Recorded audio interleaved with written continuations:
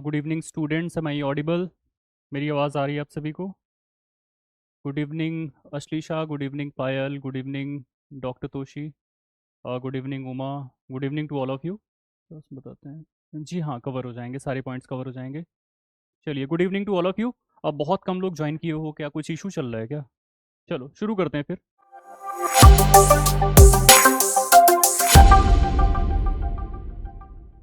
पहला क्वेश्चन आपके स्क्रीन के सामने कि टोटल एनर्जी एक्सपेंडिचर जो होता है किसी भी इंडिविजुअल का, वो इंक्लूड करता है कौन कौन सी चीज़ों को? ऑप्शंस आर: फिजिकल एक्टिविटी को, डाइजेशन एंड एब्जॉर्प्शन को, थर्मोजेनेसिस को, या फिर बीएमआर टीईएफ, या फिर एक्टिविटी, सबको मिला करके।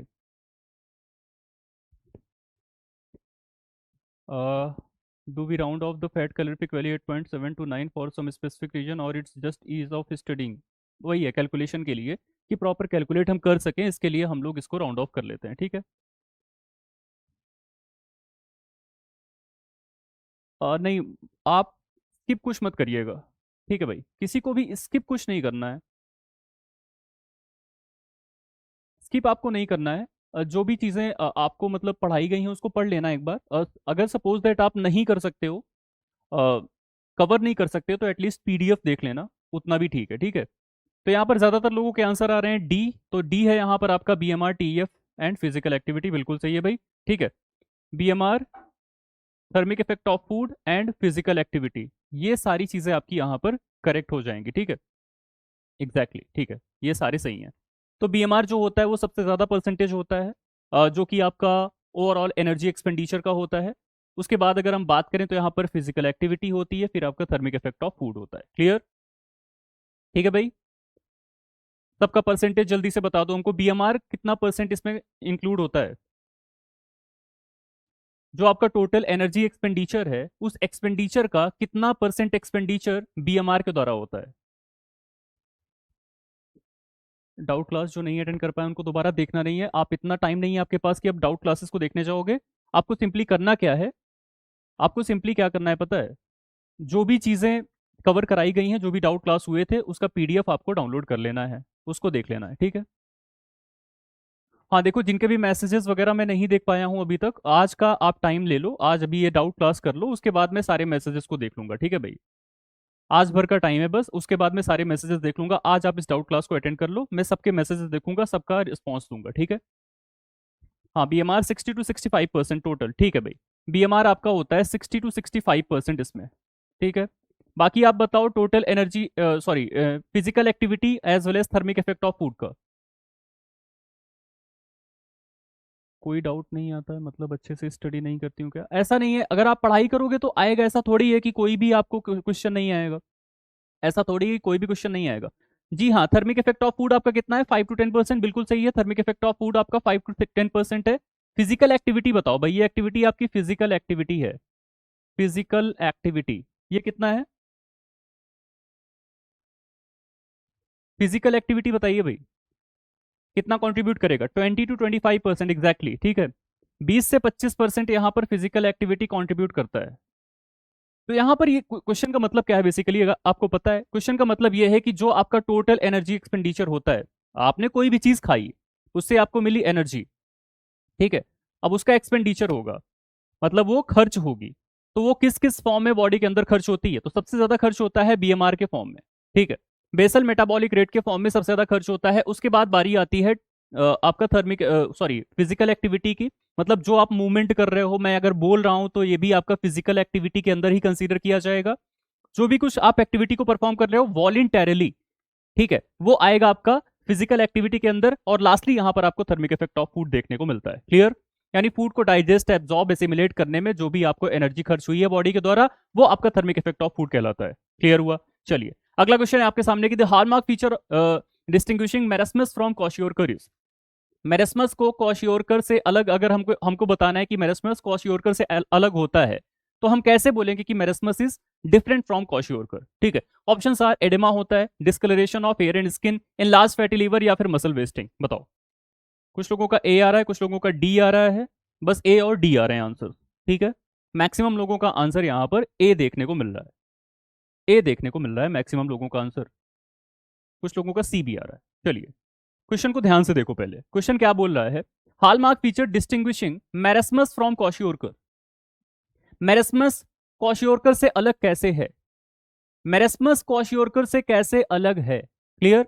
तो भैया मैरस्मस क्वाशियोरकर से ऐसे अलग है कि यहां पर मसल वेस्टिंग आपको देखने को मिलती है, बाकी सारा क्वाशियोरकर का फीचर है, बाकी सारा क्वाशियोरकर का फीचर है ना भाई, oedema kwashiorkor, discoloured hair in skin kwashiorkor, enlarged fatty liver kwashiorkor. तो यहां पर अलग चीज जो देखने को मिलती है इट इज मसल वेस्टिंग, ठीक है भाई, मसल वेस्टिंग यहां पर अलग से देखने को मिलता है। क्वेश्चन को समझा करो थोड़ा सा, क्वेश्चन को समझो, मैरस्मस कैसे अलग है क्वाशियोरकर से, क्वेश्चन ये कहना चाहता है, ठीक है। मैरस्मस कैसे अलग है क्वाशियोरकर से, तो कैसे अलग है भाई, यहां पर मसल वेस्टिंग देखने को मिलेगी, बाकी ऐसी कोई भी चीज नहीं है जो कि सिर्फ मैरस्मस में आपको देखने को मिले from among all the options, ठीक है भाई, क्लियर हुआ। अगला क्वेश्चन आपके सामने, body mass index is calculated using which of the following formulas. Body mass index का फॉर्मूला यहां पर क्या होगा, options are BMI is equal to weight in KG multiplied by height in inch square, second option is BMI is equal to height in metre divided by weight in KG square, third one is BMI is equal to weight in KG upon height in metre square, fourth is BMI is equal to weight in gram upon height in centimetre square. बताइए, C आ रहा है भाई, maximum लोगों का answer यहां पर सी आ रहा है, ठीक है, सी आ रहा है, weight in KG upon height in metre square, बिल्कुल सही है। Body mass index is equal to weight in KG upon height in metre square, ठीक है। याद रखना ये क्वेश्चन पूछा जा सकता है, बहुत इंपॉर्टेंट क्वेश्चन है। अगर आपसे सिलेबस के अंदर बोला गया था कि बीएमआई और उससे रिलेटेड जो भी फॉर्मूलाज वगैरह होते हैं वो आपसे पूछे जा सकते हैं, तो बहुत ज्यादा चांसेस है कि ये आपसे पूछे जाएंगे, क्लियर। तो यहां पर ये हो जाएगा आपका weight in kilogram upon height in metre square, ठीक है, हाँ जी बिल्कुल, ठीक है। अगला क्वेश्चन आपके सामने है, which statement correctly distinguishes nutritional screening from nutritional assessment, ठीक है।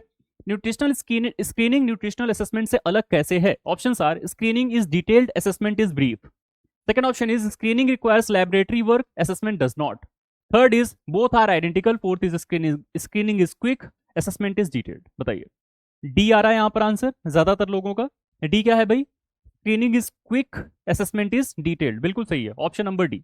स्क्रीनिंग बहुत ही जल्द आप कर सकते हो, बहुत ही आसानी से आप कर सकते हो, उसमें कोई भी आपको टेस्टिंग वगैरह की जरूरत नहीं होती है कि आपको लैब टेस्ट परफॉर्म करने हैं, जबकि असेसमेंट में आपको बहुत सारी डिफरेंट काइंड ऑफ चीजों को परफॉर्म करना पड़ता है जो कि स्क्रीनिंग से काफी डिफरेंट होती हैं, क्लियर, ये थोड़ा सा कॉम्प्लिकेटेड होता है असेसमेंट।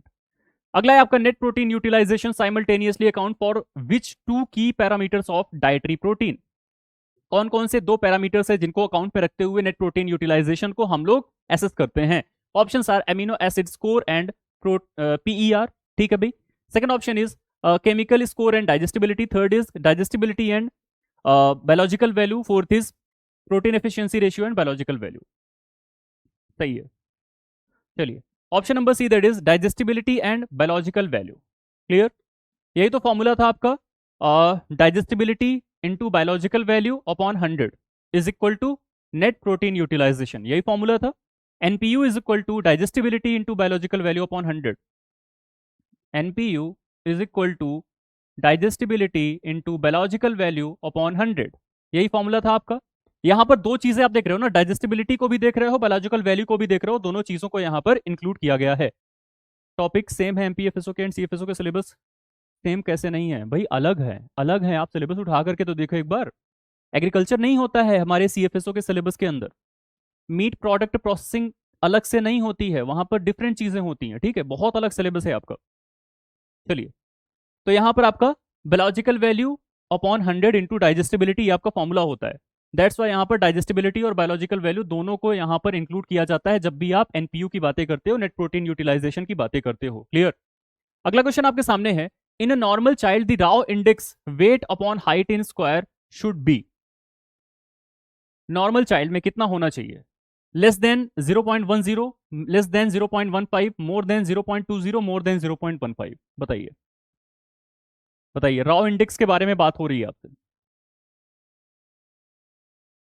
राव इंडेक्स के बारे में बातें हो रही हैं आपसे। बी आ रहा है, रिक्रूटमेंट आया है क्या सीएफएसओ का, अभी नहीं, अभी नहीं आया, जैसे ही आएगा आपको इन्फॉर्म जरूर करेंगे। सी आ रहा है, डी आ रहा है, मल्टीपल आंसर्स आ रहे हैं यहां पर, डी आ रहा है, बी आ रहा है, डी आ रहा है, ठीक है, देख लेते हैं। बी है आपका लेस देन 0.15 और डी है आपका मोर देन 0.15। तो भाई wait upon height in height का स्क्वायर, ठीक है, डी आ रहा है, ठीक है। डी वाला आंसर सही है भाई, ऑप्शन नंबर डी सही है। मोर देन 0.15, मोर देन 0.15 यहां पर आपका करेक्ट आंसर कंसीडर किया जाएगा। Clear, option number D is correct answer, बिल्कुल ठीक है। रॉ इंडेक्स के बारे में यहां पर आपसे बातें हो रही है। और जेपीएससी एफएसओ का कट ऑफ का वीडियो बना है क्या? नहीं, अभी नहीं बना है भाई, अभी नहीं बना है फिलहाल। अगला क्वेश्चन आपके सामने, the thermic effect of food accounts for approximately what percentage of total energy expenditure? 5 to 10, 15 to 20, 25 to 30, 60 to 65। ऐसे क्वेश्चंस आएंगे आपके एग्जाम के अंदर, ठीक है, तो इनको आप याद कर लेना। बहुत आसान है, अभी पीछे बताया था, इसका जल्दी आंसर भाई, इसका गलत मत करना और इसको रट लेना कि कौन कौन सी चीज कितना कितना कंट्रीब्यूट करती है। बिल्कुल सही है, सभी का आंसर सही है और सभी को ना आंसर करते रहना है, कोई ऐसा नहीं होगा जो आंसर नहीं करेगा। तो यहां पर आपका करेक्ट आंसर हो जाएगा option number A, that is 5 to 10%। 5 to 10% आपका करेक्ट आंसर हो जाएगा, ठीक है भाई। क्लियर, कौन सी चीजों की बात हो रही है? थर्मिक इफेक्ट ऑफ फूड की बात हो रही है। जब भी आप खाना खाते हो तो उसको एब्जॉर्ब करने में, डाइजेस्ट करने में, एसिमिलेट करने में जो भी अमाउंट ऑफ एनर्जी खर्च होती है उसी को हम लोग बोलते हैं थर्मिक इफेक्ट ऑफ फूड। उसकी वजह से आपकी बॉडी अगले कुछ कुछ घंटों तक गर्म भी रहती है, ठीक है।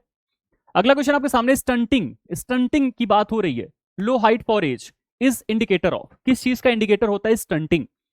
Acute malnutrition, chronic malnutrition, short term under nutrition, over nutrition, बताइए। ठीक है भाई, तो यहां पर आपका करेक्ट आंसर हो जाएगा बी आ रहा है, बी। हाँ भाई, बी सही है, क्रॉनिक मेल न्यूट्रिशन, ठीक है। क्रॉनिक मेल न्यूट्रिशन जो कि एक टाइप का घातक मेल न्यूट्रिशन है, घातक है ये। क्यों घातक है?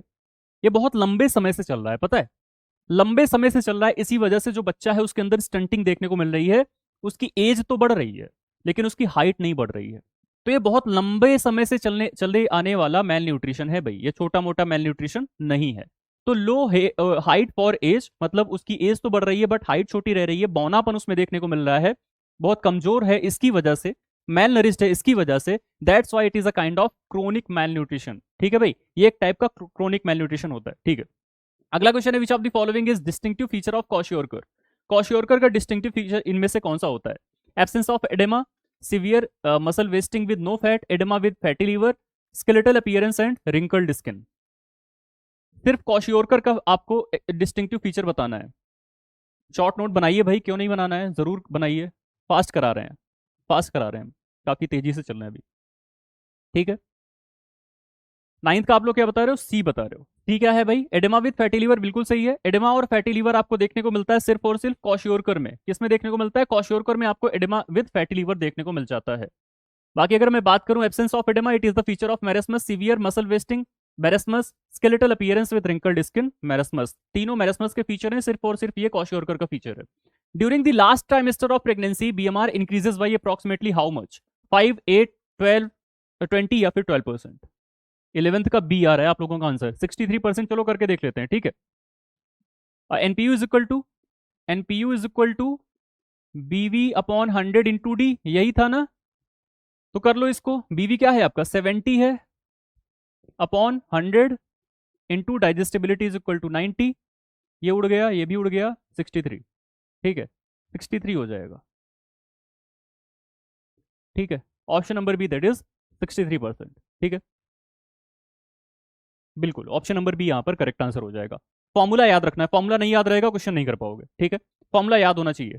अगला क्वेश्चन आपके सामने, which of the following correctly matches the method which with its की एडवांटेज? ठीक है, बायोकेमिकल मेथड फास्ट और लो कॉस्ट होता है, आपको सही वाला बताना है कौन सा सही है, ठीक है।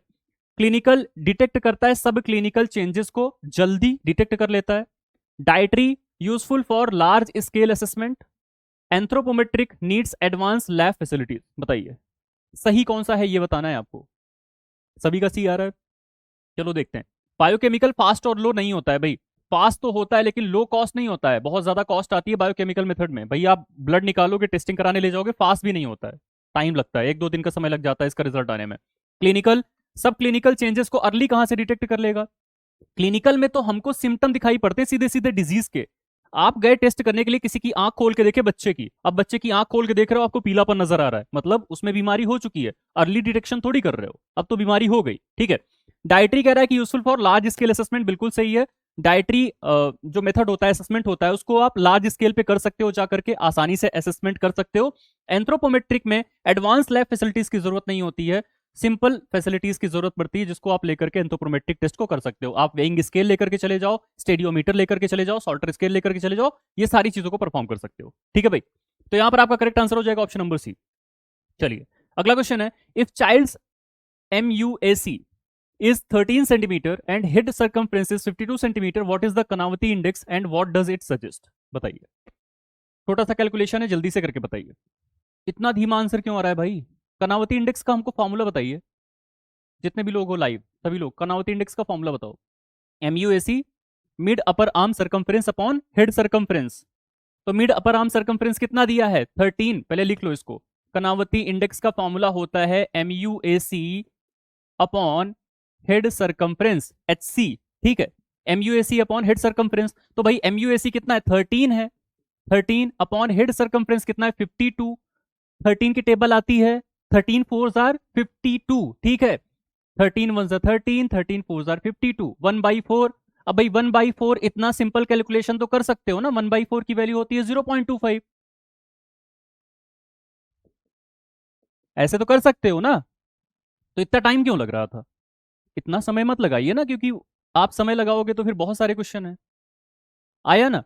पहले इसको सिंपली कट कर लेना चाहिए था आपको। 13/52 1/4, 1/4 की वैल्यू 0.25, ऑप्शन नंबर ए। ठीक है, चलो आगे चलते हैं। अगला क्वेश्चन है, according to ICMR and IN 2020 guidelines, what BMI range defines overweight for Indian adults? Overweight के लिए यहां पर कौन सा BMI रेंज होगा ओवरवेट के लिए? बताओ।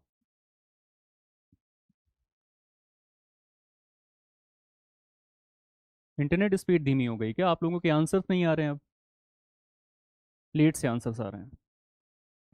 Sir little confuse because some of the answers and solution are wrong in the current unit test. बिल्कुल उस पर काम कर रहे हैं हम लोग, उस पर काम कर रहे हैं।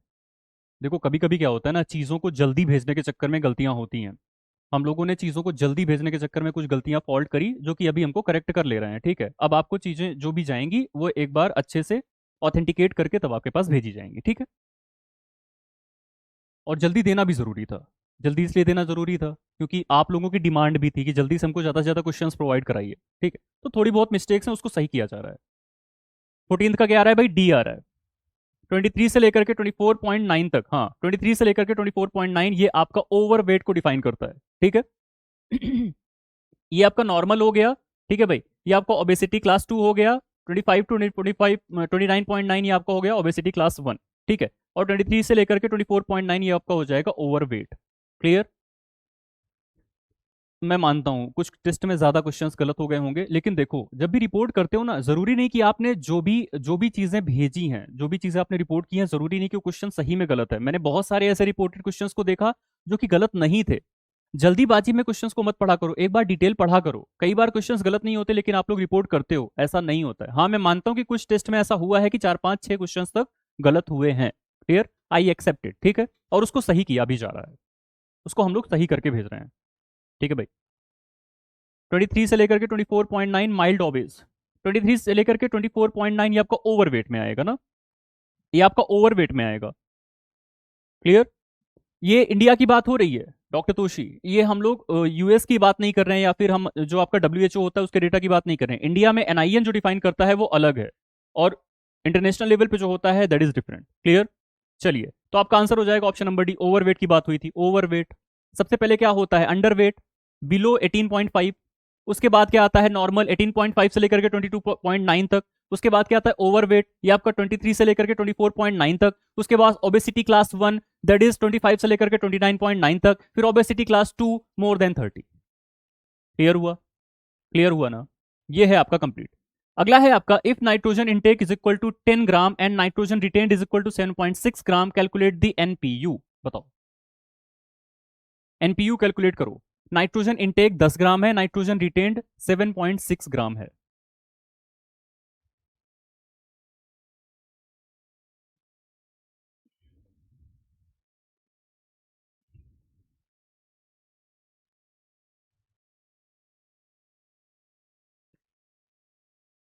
बताइए भाई, इतना लेट क्यों आ रहा है आंसर? 15 का ए, बाकी लोग भी आंसर करो।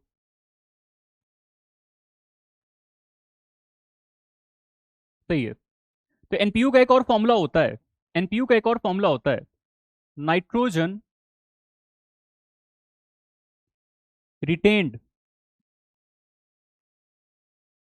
Upon nitrogen intake into 100। Nitrogen retained कितना है 7.6, नाइट्रोजन इनटेक कितना किया है 10 ग्राम इनटू 100, जीरो उड़ा दो, 7.6 का कन्वर्ट करोगे मल्टीप्लाई करके 10 से तो 76 होता है, डेसिमल उड़ के इधर चला आता है, पता होगा इतना, नॉर्मल सी मैथमेटिक्स है। ठीक है भाई, तो 10 से मल्टीप्लाई करोगे तो ये इधर चला आएगा, 76 will be the correct answer, option number A. Clear? जी जी, nitrogen retained upon nitrogen intake into 100। तो आपके एनपीयू के दो फॉर्मूला आपको देखने को मिलते हैं, first one is biological value upon 100 into digestibility, या आप कह सकते हो digestibility into biological value upon 100, कैसे भी बोल दो उसको। क्लियर? ये आपका एक फॉर्मूला हुआ जो आपको पहले देखने को मिला था क्वेश्चन के अंदर। यहां पर आपको एक दूसरा फॉर्मूला देखने को मिल रहा है, that is nitrogen retained divided by nitrogen intake multiplied by 100। ठीक है भाई, बायोलॉजिकल वैल्यू को कौन कौन से फैक्टर्स अफेक्ट करेंगे? बायोलॉजिकल वैल्यू को बहुत सारे फैक्टर्स अफेक्ट करते हैं कि जो आपकी प्रोटीन है उसके अंदर essential non essential amino acids कौन कौन सी हैं, कंप्लीट है या इनकम्प्लीट है, बहुत सारी चीजें अफेक्ट करती हैं। क्लियर? ठीक है, एग्जाम में कैलकुलेटर नहीं मिलेगा, बहुत आसान से कैलकुलेशन से, भाई इसमें क्या करना है कैलकुलेटर का, ऐसे ही क्वेश्चन आएंगे, इससे ज्यादा वो डीप में नहीं जाएगा। अगला क्वेश्चन है, which protein is commonly used as standard reference in PER testing? Protein efficiency ratio को टेस्ट करना है तो कौन सा ऐसा प्रोटीन सोर्स है जो कि यूज में लाया जाता है as a standard? Casein, soya protein, whey protein, egg protein, बताओ। ऐसे क्वेश्चंस एग्जाम में पूछे जा सकते हैं, ठीक है, क्योंकि ये स्टैंडर्ड्स हैं। Composition, bonding etcetera.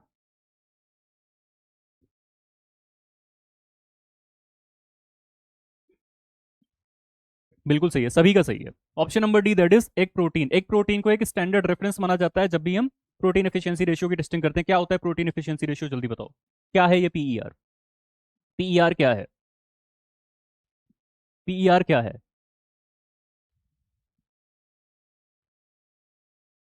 एक क्वेश्चन देता हूं यहां से, एक क्वेश्चन इंपॉर्टेंट है, इस वजह से आपको बताना जरूरी है। ठीक है, आपके सामने लिखा है प्रोटीन एफिशिएंसी रेशियो, आपके सामने लिखा हुआ है बायोलॉजिकल वैल्यू, आपके सामने लिखा हुआ है डाइजेस्टिबिलिटी, आपके सामने लिखा हुआ है एनपीयू। ठीक है, अब आपको इसमें से बताना है,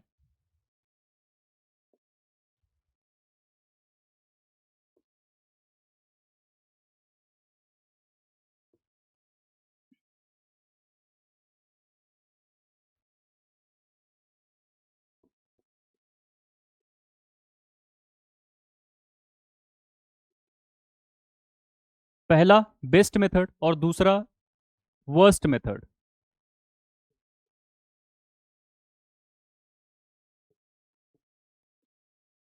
बताओ सबसे अच्छा मेथड कौन सा है, सबसे घटिया मेथड कौन सा है प्रोटीन की क्वालिटी को अगर आपको चेक करना है तो? बेस्ट पीईआर है। पिछले डाउट क्लास में बायोलॉजिकल वैल्यू वाला किसको इफेक्ट करता है, क्वेश्चन नहीं याद है मुझे, एक बार क्वेश्चन अगर आप रिमाइंड करा दोगे तो मैं आपको बता दूंगा। बेस्ट मेथड एनपीयू है, NPU is best out of this. ठीक है, तो वर्स्ट बता दो, सबसे घटिया कौन सा है? PER worst. बताओ भाई, सभी लोग आंसर करो ना, एक इंसान से नहीं पूछा हूं ना, सभी से पूछा हूं, आप लोग सभी लोग आंसर करो। बेस्ट बायोलॉजिकल वैल्यू है, वर्स्ट डाइजेस्टिबिलिटी है, वर्स्ट बायोलॉजिकल वैल्यू है, वर्स्ट पीईआर है, बेस्ट एनपीयू, वर्स्ट पीईआर, क्योंकि डाइजेस्टिबिलिटी और बायोलॉजिकल वैल्यू को कंसीडर नहीं करता। Worst method is biological value by effect by vitamin, आ रहे हैं पायल, उस क्वेश्चन पे आ रहे हैं, पहले इसको कर लो। Best method is NPU, worst method is PER. बिल्कुल सही है, चलो बहुत लोगों ने सही भी किया, जिन्होंने गलत किया हो कोई बात नहीं, आपने यहां पर आंसर किया, दैट्स वेरी गुड। ठीक है, सभी लोगों ने पार्टिसिपेट किया, ये अच्छा लग रहा है देख करके। चलो देखो भैया, एनपीयू जो होता है ना, इसके अंदर बायोलॉजिकल वैल्यू भी होती है, डाइजेस्टिबिलिटी भी होती है, तो दो चीजें आपको देखने को मिल रही है, that's why it is considered as best method. ठीक है भाई, तो यहां पर सबसे अच्छा मेथड जो आपको देखने को मिलेगा ये हो जाएगा नेट प्रोटीन यूटिलाइजेशन, इसमें से तो कोई सोचना ही नहीं है, कोई शक ही नहीं है। क्लियर?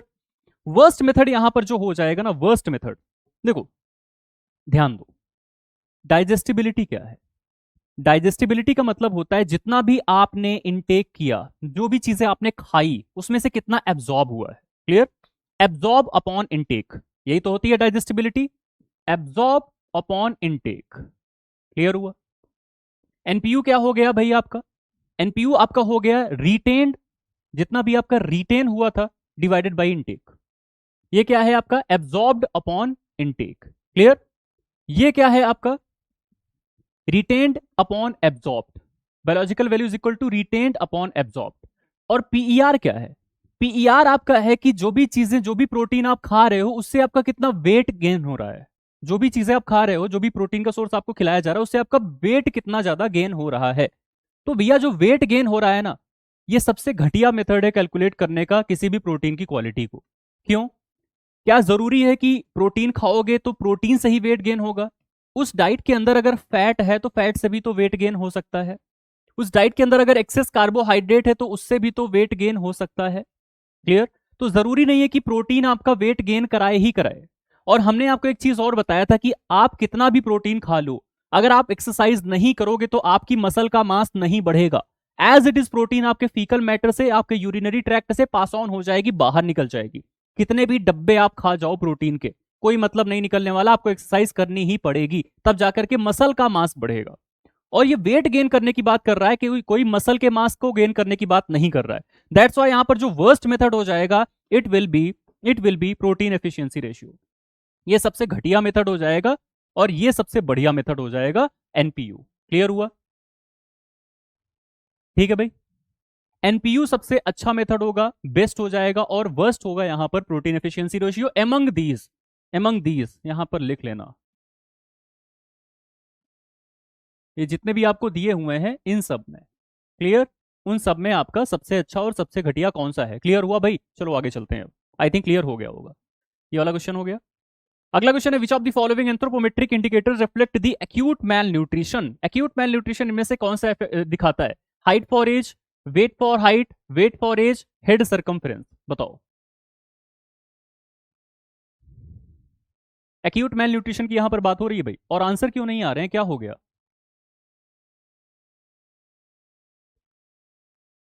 कुछ दिक्कत हुई है क्या? आंसर आया? अच्छा, आप ही लोग नहीं कर रहे थे। बताओ भाई, एक्यूट मेल न्यूट्रिशन की यहां पर बात हो रही है? एक्यूट मेल न्यूट्रिशन की यहां पर बात हो रही है। एक्यूट मेल न्यूट्रिशन का अगर मैं बात करूं, जी हाँ बिल्कुल सही है, बी वाले बिल्कुल सही है, बहुत ज्यादा आंसर आ रहा है बी। वेट फॉर हाइट, ठीक है भाई, हाइट के हिसाब से आपका वेट गेन नहीं हो रहा है, that is acute malnutrition. Wait a minute, अरे भाई, हम्म, ठीक है।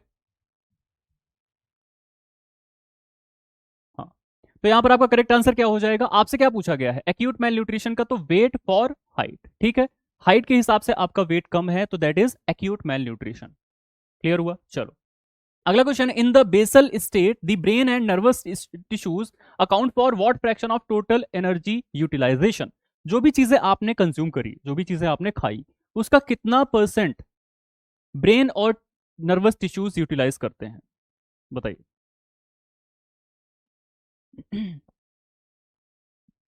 ए कब होता है? आ रहे हैं उस पर। हाइट फॉरेस्ट तो अभी हम लोगों ने पीछे देखा था ना कि उसके लिए होता है आपका chronic malnutrition. 18th, D आ रहा है, सी भी आ रहा है, सी आ रहा है, बी आ रहा है, भूल गए आप लोग, भूल गए। किसकी किसकी बात हो रही है यहाँ पर? ब्रेन और नर्वस टिश्यू की बात हो रही है ना, ब्रेन एंड नर्वस टिश्यू कितना परसेंट अकाउंट करेगा? बी आ रहा है, बी आ रहा है।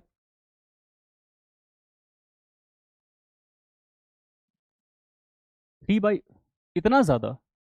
भाई इतना ज्यादा थोड़ी दिमाग खा जाएगा एनर्जी को, इतना ज्यादा नहीं खाएगा ना। ऑप्शन नंबर डी, 1/8, ठीक है।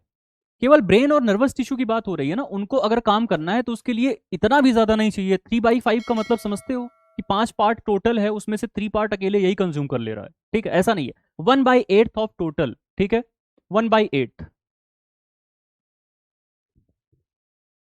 Factors affecting biological value other than amino acids. देखो बायोलॉजिकल वैल्यू को एक और चीज अफेक्ट करती है कि भाई वो कौन से सोर्स से कंज्यूम करी जा रही है, एनिमल सोर्स है या प्लांट सोर्स है। ठीक है, एनिमल सोर्स है तो जाहिर सी बात है बायोलॉजिकल वैल्यू अच्छी होगी, प्लांट सोर्स है तो जाहिर सी बात है बायोलॉजिकल वैल्यू कम होगी। क्लियर हुआ? बाकी मैंने अमीनो एसिड आपको बता ही दिया। ठीक है, और कंप्लीट इनकम्प्लीट आप बोल भी सकते हो, कंप्लीट इनकम्प्लीट भी उसी के बेसिस पे हो जाएगा। ठीक है, तो ये सारे फैक्टर्स हैं जो कि बायोलॉजिकल वैल्यू को अफेक्ट करने का काम करते हैं। क्लियर वैष्णवी? ठीक है भाई, अगला क्वेश्चन आपके सामने, which of the following is major limitation of the biochemical method. Biochemical method जो होता है उसका लिमिटेशन आपको बताना है। ठीक है, ड्रॉबैक आपको बताना है। पहला ऑप्शन है कि डिटेक्ट ओनली सब क्लिनिकल केसेस, सेकंड है रिक्वायर्स स्किल्ड पर्सनल एक्सपेंसिव होता है, थर्ड है आपका gives inaccurate result in clinical cases, और फोर्थ है unsuitable for diagnosing early deficiencies. क्या हो रहा है ये?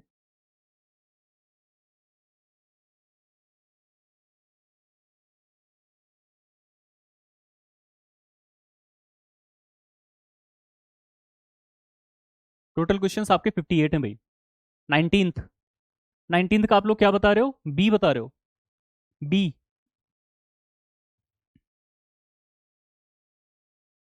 बी है। तो आपसे बोला जा रहा है कि बायोकेमिकल मेथड का लिमिटेशन आपको बताना है। ठीक है, ड्रॉबैक बताना है आपको। सब क्लिनिकल केसेस को ही सिर्फ नहीं डिटेक्ट करता है। यहां पर बताया जा रहा है रिक्वायर्ड स्किल्ड पर्सनल एक्सपेंसिव होता है। हाँ भाई बिल्कुल सही है, स्किल पर्सनल की जरूरत पड़ती है, और यहाँ पर ये एक्सपेंसिव प्रोसेस होती है, पैसा लगता है। आप कभी भी ब्लड टेस्टिंग वगैरह कराओगे तो उसमें ज्यादा पैसे लगेंगे। इनएक्यूरेट रिजल्ट ऐसा नहीं होता है, बहुत ही एक्यूरेट रिजल्ट आता है। Unsuitable for diagnosing early deficiencies, बिल्कुल नहीं है। अर्ली डिफिशियंसीज को बताने के लिए सबसे बढ़िया मेथड होता है। ठीक है, पहले से ही आपको बता देगा। क्लियर? अगला क्वेश्चन है, which of the following correctly represent the relationship between NPU and digestibility for egg protein. Egg protein का एनपीयू भी बताना है और डाइजेस्टिबिलिटी भी बताना है, बताओ कौन सा होगा? NPU 98, digestibility 94, NPU 94, digestibility 98, NPU 100, digestibility 100, NPU 85, digestibility 95।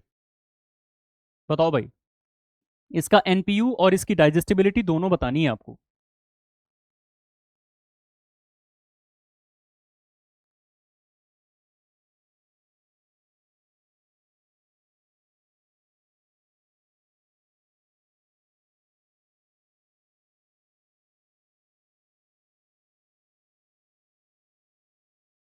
B आ रहा है, बी आ रहा है। देखो, हाँ ए और बी में कंफ्यूजन है, देख के लग रहा है। ठीक है, एक दो लोगों ने ए बोला है। अच्छा चलो, सी भी आ रहा है। देखो, दो में ही कंफ्यूजन होना चाहिए बेसिकली, एनपीयू 98 डाइजेस्टिबिलिटी 94 और एनपीयू 94 डाइजेस्टिबिलिटी 98। अब दोनों में जो कंफ्यूजन है, हाँ यही मैं बोलने जा रहा था, कि जो एनपीयू होगा वो हमेशा लेस होगा डाइजेस्टिबिलिटी से। बिल्कुल सही है तान्या, यही बताना चाहता था। एनपीयू हमेशा कम होगा डाइजेस्टिबिलिटी से, तो एनपीयू हो जाता है 94 and digestibility is 98। Clear? NPU digestibility से हमेशा कम होगा, क्यों भाई, क्यों ऐसा बोल रहे हो? इसलिए बोल रहे हैं क्योंकि एनपीयू की अगर हम बात करते हैं तो वहां पर बायोलॉजिकल वैल्यू और डाइजेस्टिबिलिटी दोनों को कंसीडर करते हैं, जबकि अगर हम बात करते हैं सिर्फ और सिर्फ डाइजेस्टिबिलिटी को तो वहां पर बायोलॉजिकल वैल्यू कंसीडर नहीं करी जाती है। एक और चीज आप यहां पर ध्यान देना, जब भी हम एनपीयू की बातें करते हैं तो वहां पर हम क्या बोलते हैं? Retained divided by intake. लेकिन जब हम डाइजेस्टिबिलिटी की बातें करते हैं तो वहां पर रिटेन्ड डिवाइडेड बाई एब्जॉर्ब की बातें करते हैं। समझ रहे हो ना? समझ रहे हो? मतलब रिटेन डिवाइडेड बाई इनटेक की बात कर, sorry absorb divided by intake की बात करते हैं। वेट अ मिनट, लिख देता हूं। डाइजेस्टिबिलिटी की अगर हम बातें करते हैं तो एब्जॉर्ब्ड डिवाइडेड बाई इनटेक की बातें करते हैं। ठीक है, अगर हम एनपीयू की बातें करते हैं तो यहां पर हम लिखते हैं रिटेन्ड डिवाइडेड बाई इनटेक। अब समझना, थोड़ा सा समझ लो तो आगे बढ़ते हैं जल्दी से, जल्दीबाजी में नहीं आगे बढ़ना है। देखो यहां पर कह रहा है एब्जॉर्ब डिवाइडेड बाई इनटेक, आपने जो भी खाया उसमें से एब्जॉर्ब कितना हुआ, हो गया एब्जॉर्ब। अब सपोज दैट आपने 100 ग्राम खाया था, 98 ग्राम एब्जॉर्ब हो गया, ऐसे दिमाग में चलाओ। ठीक है, 98 ग्राम एब्जॉर्ब हो गया। जरूरी थोड़ी है कि वो 98 ग्राम आपका पूरी तरह से आपकी बॉडी जो है वो रिटेन कर ले, यूटिलाइज कर ले, यूटिलाइज कर ले, जरूरी थोड़ी है आपकी बॉडी। जो अभी एब्जॉर्ब हुआ है ना, उसमें से भी बहुत सारी ऐसी चीजें हैं जो कि यूरिन के थ्रू पास आउट हो जाएंगी। उस नाइट्रोजन में बहुत सारा ऐसा नाइट्रोजन है जो कि यूरिन के थ्रू पास आउट हो जाएगा। अगर वो हो गया तो उसके बाद जो भी आपका यूटिलाइज हुआ या जो रिटेन रह गया उसकी बातें करेंगे, तो जाहिर सी बात है इसकी वैल्यू आएगी हमेशा कम और इसकी वैल्यू आएगी हमेशा ज्यादा। क्लियर? यस, क्लियर हुआ। अगला क्वेश्चन है, according to standard WHO guideline central obesity in females is defined by a waist hip ratio of. Waist hip ratio कितना होगा, तो यहां पर ये सेंट्रल ओबेसिटी को डिफाइन करेगा। लेस देन 0.85, मोर देन और equal to 0.95, less than 0.90, more than और इक्वल टू 0.85। बताइए भाई, बहुत कम लोग ज्वाइन किए हो, तो सीरियसनेस अभी नहीं है लोगों के अंदर, कुछ लोग डिस्ट्रैक्ट हो चुके हैं अपने पाथ से। इससे सीधा पता चलता है कि कंपटीशन कम हो रहा है। जो लोग लगातार बने हुए हैं ना, उनके लिए फायदे की बात है, ठीक है। बहुत लोग डिस्ट्रैक्ट हो गए, बहुत लोगों ने हार मान लिया, जबकि अभी टाइम है, इस टाइम में भी अच्छा रिवीजन किया जा सकता है।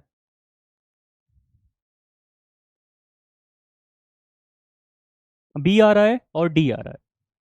बी क्या है भाई, 0.95, डी है 0.85। नहीं, मोर देन 0.85 होगा भाई, फीमेल की बात करी जा रही है यहाँ पर। फीमेल्स के केस में more than 0.85 waist hip ratio अगर है, तो ये आपका सेंट्रल ओबेसिटी की कैटेगरी में रखा जाता है। क्लियर हुआ? तो यहां पर ऑप्शन नंबर डी आपका करेक्ट आंसर हो जाएगा। आगे चलते हैं। अगला क्वेश्चन है, which statement best differentiates NPU from biological value. NPU को बायोलॉजिकल वैल्यू से कौन सा स्टेटमेंट डिफरेंशिएट करता है? भाई दिवाली है तो पढ़ना ही बंद कर दोगे क्या? दिवाली में तो और पढ़ाई करी जाती है। अच्छा सुनो, ये जितने भी क्वेश्चंस मैं करा रहा हूं ना, NPU, biological value, digestibility, PER, ये सारे इंपॉर्टेंट हैं और एग्जामिनर इससे बाहर से क्वेश्चन पूछ नहीं पाएगा। मैं कैलकुलेशन भी करा दे रहा हूं, मैं आपको दोनों के बीच में जो आपका रिलेशनशिप होती है उससे रिलेटेड भी क्वेश्चंस करा दे रहा हूं, फॉर्मूला बेस्ड भी क्वेश्चन करा दे रहा हूं। तो इसको ध्यान देना थोड़ा सा, यहां पर स्टार मार्क कर लेना अगर सपोज दैट मैंने नहीं किया तो। देखो यहां पर कह रहा है कि एनपीयू को बायोलॉजिकल वैल्यू से कौन सी चीज अलग करती है। यहां पर कह रहा है एनपीयू कंसीडर करता है डाइजेशन और रिटेंशन दोनों को, जबकि बीवी कंसीडर करता है केवल और केवल retention of absorb protein. Clear? Biological value count करता है बोथ डाइजेशन एंड रिटेंशन, जबकि एनपीयू मेजर करता है एब्जॉर्प्शन को सिर्फ। अगला कह रहा है कि एनपीयू और बायोलॉजिकल वैल्यू आइडेंटिकल हैं सारे प्रोटीन के लिए। लास्ट कह रहा है कि बायोलॉजिकल वैल्यूज हमेशा कम होता है एनपीयू से। सफाई करनी है तो पढ़ाई बंद कर दोगे क्या? 1 घंटे की पढ़ाई कर सकते हो, दिन भर सफाई करो, 20-22 घंटे सफाई कर लो, 1-2 घंटे पढ़ाई करो। 22 का ए आ रहा है ज्यादातर लोगों का आंसर। ए क्या है भाई, एनपीयू कंसीडर करता है बोथ डाइजेशन एंड रिटेंशन को। नेट प्रोटीन यूटिलाइजेशन में डाइजेस्टिबिलिटी भी होती है, रिटेंशन भी होता है, सही है। जबकि बायोलॉजिकल वैल्यू कंसीडर करता है सिर्फ और सिर्फ retention of the absorbed protein. बिल्कुल सही है, बिल्कुल सही है, ऑप्शन नंबर ए। ठीक है, जो भी आपके बॉडी में एब्जॉर्ब हुआ है उसमें से कितना रिटेन रह गया है, ये था आपका बायोलॉजिकल वैल्यू। डाइजेस्टिबिलिटी और बायोलॉजिकल वैल्यू दोनों को मिला करके जो होता है वो आपका होता है एनपीयू, यानी यहां पर डाइजेशन और रिटेंशन दोनों को कंसीडर किया जाएगा। ठीक है भाई, भाई हम भी सफाई कर रहे हैं, सभी सफाई कर रहे हैं घरों की, क्या करोगे, लेकिन टाइम निकालना पड़ेगा ना आप लोगों को। ठीक है, तो यहां पर आपका करेक्ट आंसर हो जाएगा ऑप्शन नंबर ए। क्लियर? अगला क्वेश्चन आपके सामने, in treating protein energy malnutrition, protein energy malnutrition का ट्रीटमेंट कर रहे हो आप, what is the most appropriate initial dietary approach? कौन सा अप्रोच आप फॉलो करोगे? Rapid introduction of high protein diet, मतलब जो बच्चा मैल नरिस्ड है उसको जल्दी से हाई प्रोटीन वाली डाइट खिलाना शुरू कर देना है। ग्रेजुअल रीइंट्रोडक्शन कराना है रिच डाइट को। एक्सक्लूसिव कार्बोहाइड्रेट फीडिंग, यानी ढेर सारे कार्बोहाइड्रेट को उसको फीड कराना है। Last one is complete fasting for detoxification, उसको कुछ दिनों के लिए उपवास कराना है ताकि बॉडी डिटॉक्सिफाई हो जाए। अदर प्लेटफॉर्म पर टेस्ट दे रहे हैं तो नंबर कम आ रहा है। अब देखो, अब इसमें हम क्या करें? अब वो क्या पढ़ा रहे हैं, क्या क्वेश्चन पूछ रहे हैं, हमसे पूछ के थोड़ी कर रहे हैं भैया। हम आपको जो दे रहे हैं उसके लिए रिस्पॉन्सिबिलिटी हम लेंगे। अच्छा, हम आपको जो दे रहे हैं वो सही है या नहीं है, उसको जानने के लिए प्रीवियस ईयर पेपर सॉल्व कर लिया करो, प्रीवियस ईयर के क्वेश्चंस को उठा करके देख लिया करो, सॉल्व कर लिया करो। यूट्यूब पे लाइव लिया था मैंने यूनिट नंबर 1 का, जो उसमें आपका कार्बोहाइड्रेट वगैरह का पोर्शन था, कार्बोहाइड्रेट प्रोटीन फैट वगैरह का पोर्शन था। सारे के सारे पीवाईक्यू मैंने कराए थे वहां पर। अगर आपसे वो सारे पीवाईक्यू हो जा रहे हैं, उसको भी हटा दो, आप अपने से किताब उठाओ। अगर आपसे पीवाईक्यू हो जा रहे हैं, समझ लो हम सही पढ़ा रहे हैं, समझ लो कि फिर हम लोग फ्लो में जा रहे हैं। अब भाई दूसरों से हम कैसे कंपेयर कर लें अपने आप को, उनका क्या स्टडी मटेरियल है, कैसा क्वेश्चन पेपर बनाए हैं। हाँ बिल्कुल सही है, ग्रेजुअली बढ़ाना है भाई हमें, ग्रेजुअल रीइंट्रोडक्शन करना है रिच डाइट को। ठीक है, ग्रेजुअली, धीरे धीरे। अगर आज आप उसको 12 ग्राम खिला रहे हो, कल 15 ग्राम खिलाओगे प्रोटीन, अगले दिन आप 30 ग्राम प्रोटीन खिलाओगे, ऐसे ऐसे करके आपको ग्रेजुअली रीइंट्रोड्यूस कराना है, नहीं तो रीफीडिंग सिंड्रोम हो जाएगा। रीफीडिंग सिंड्रोम बहुत ही खतरनाक होता है, ठीक है। धीरे धीरे करके आपको ग्रेजुअली करना है भाई, ठीक है। चलिए अगला क्वेश्चन आपके सामने है, energy used during walking, running and exercise false under which of the following component of total energy expenditure. बहुत आसान क्वेश्चन है, ठीक है, इसको गलत मत करना, और इसको सभी लोग करोगे, सभी लोग करोगे, ठीक है। Thermogenesis, basal metabolism, resting metabolic rate, physical activity, mostly बन जाते हैं। देखो कुछ क्वेश्चंस होंगे जो नहीं बनेंगे, और उनको मैं डाल रहा हूं मॉक में, ठीक है। अच्छा बताए, अभी मॉक के अंदर बहुत सारे क्वेश्चंस को निकालना पड़ रहा है, बहुत सारे क्वेश्चन को एक्सट्रैक्ट आउट करना पड़ रहा है आपके डिफरेंट काइंड ऑफ पीवाईक्यूज से। तो वहां पर हमको देखने को मिल जाता है खुद ब खुद कि जो भी आपको चीजें पढ़ाई जा रही हैं वो एनफ है या नहीं है, और जो भी चीजें मिस आउट हो गई हैं, छोटी मोटी चीजें, उसको हम लोग मॉक में डाल दे रहे हैं, उसको आप देख लेना वहां पर, ये चीजें मिस हुई हैं, इसको भी देख लेते हैं। इसका आंसर सभी लोग करोगे, हाँ।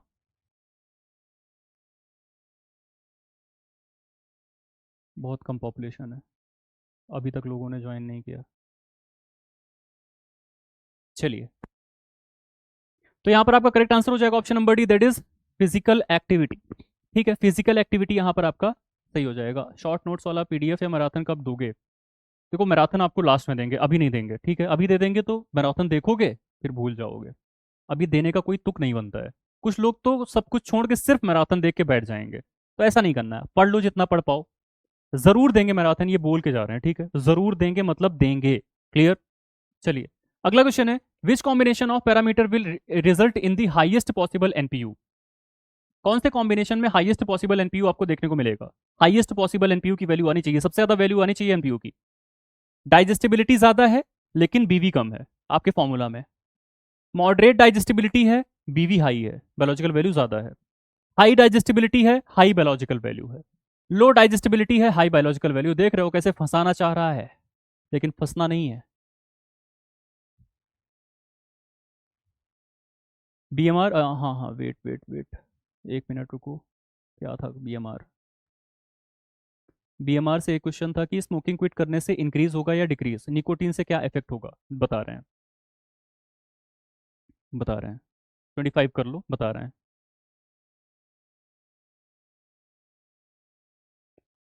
हाँ हाँ, मैराथन लास्ट में ही देंगे, अभी नहीं देंगे, नहीं तो मैराथन देख के ही बैठ जाओगे, सो जाओगे फिर आप लोग। गलती से अगर एग्जाम डिले हो गया तब तो फिर गए काम से। ए आ रहा है, सी आ रहा है मैक्सिमम लोगों का, ये दिक्कत हो गई।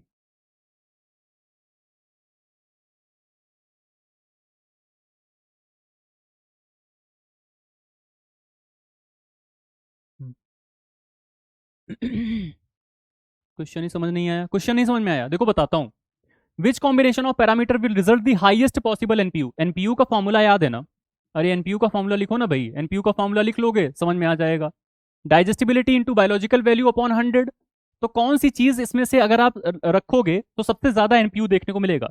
हाई डाइजेस्टिबिलिटी लो बीवी, मतलब इसकी वैल्यू ज्यादा कर दी है, इसको कम कर दी है। मॉडरेट डाइजेस्टिबिलिटी, इसकी वैल्यू मॉडरेट है लेकिन उसकी वैल्यू ज्यादा है, इसकी वैल्यू ज्यादा कर दी है और उसकी भी वैल्यू ज्यादा कर दी है। और लो डाइजेस्टिबिलिटी हाई बीवी, इसकी वैल्यू कम कर दी है, उसकी वैल्यू ज्यादा कर दी है।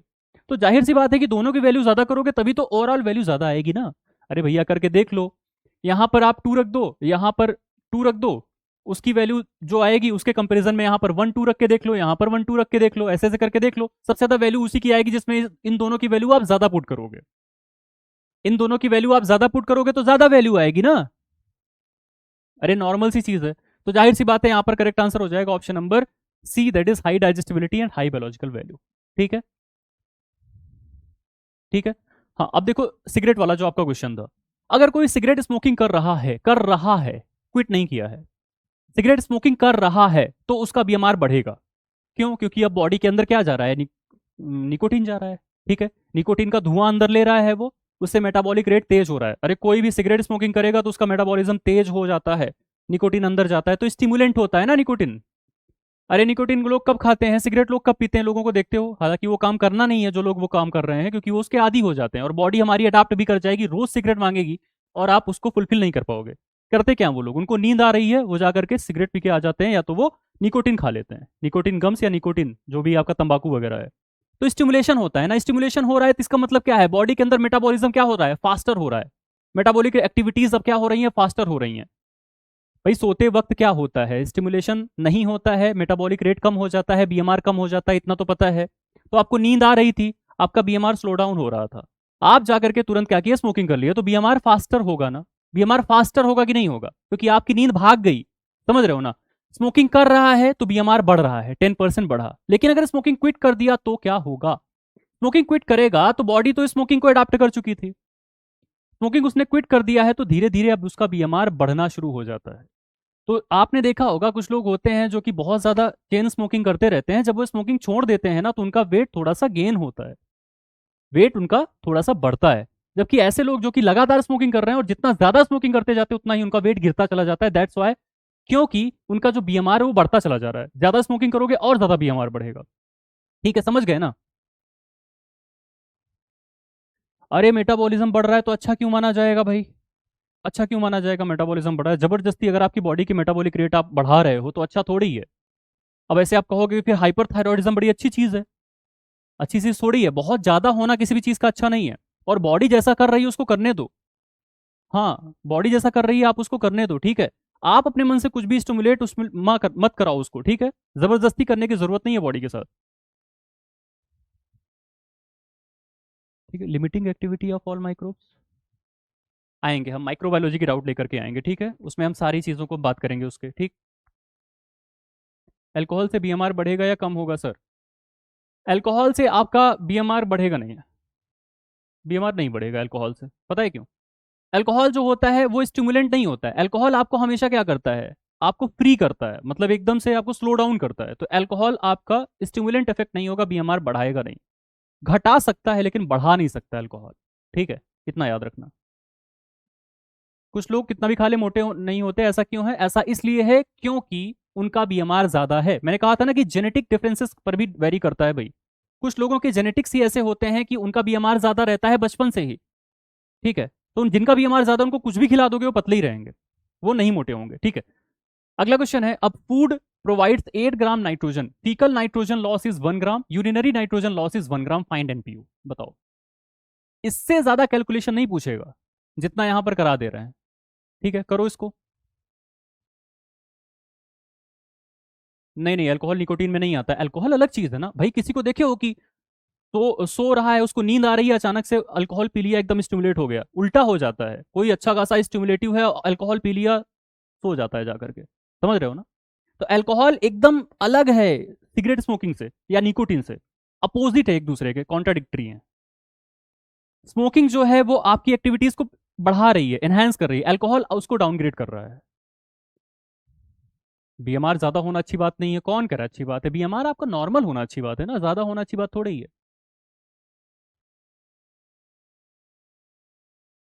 26 का सी, बी, बताओ भाई।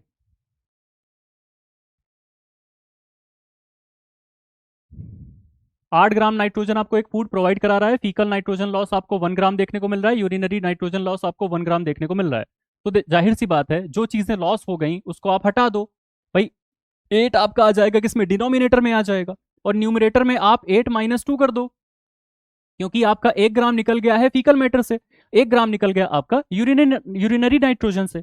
तो कितना हो गया आपका, 6 हो गया, डिवाइडेड बाई 8 हो गया, इंटू 100, ठीक है।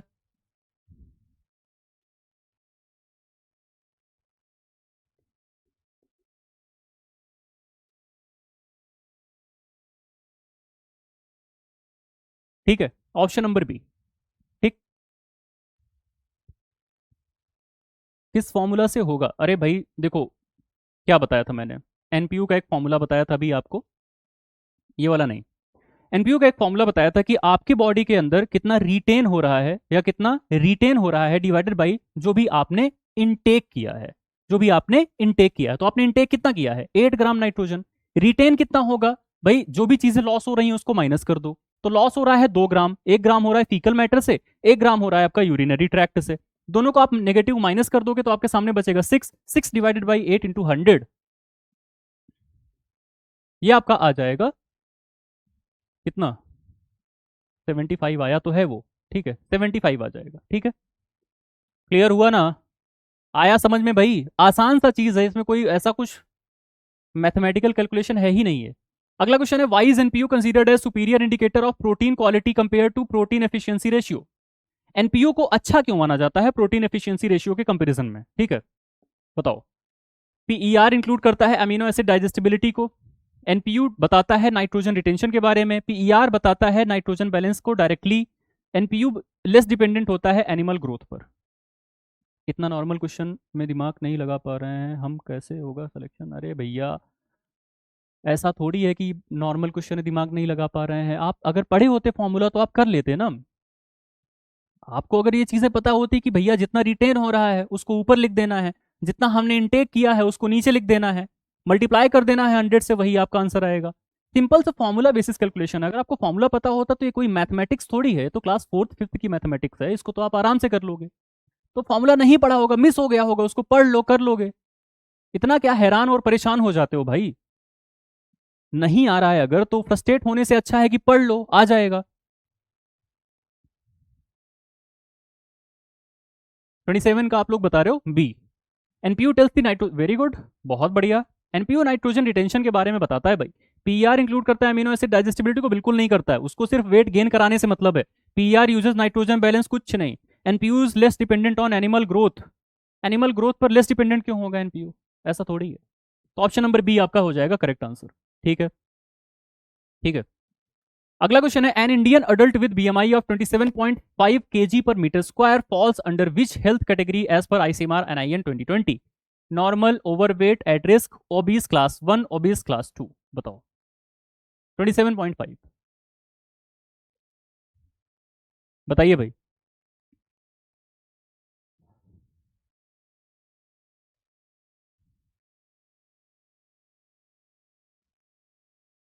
बताओ भैया, इसका आंसर सभी लोग करो ना, ऐसे क्यों कर रहे हो?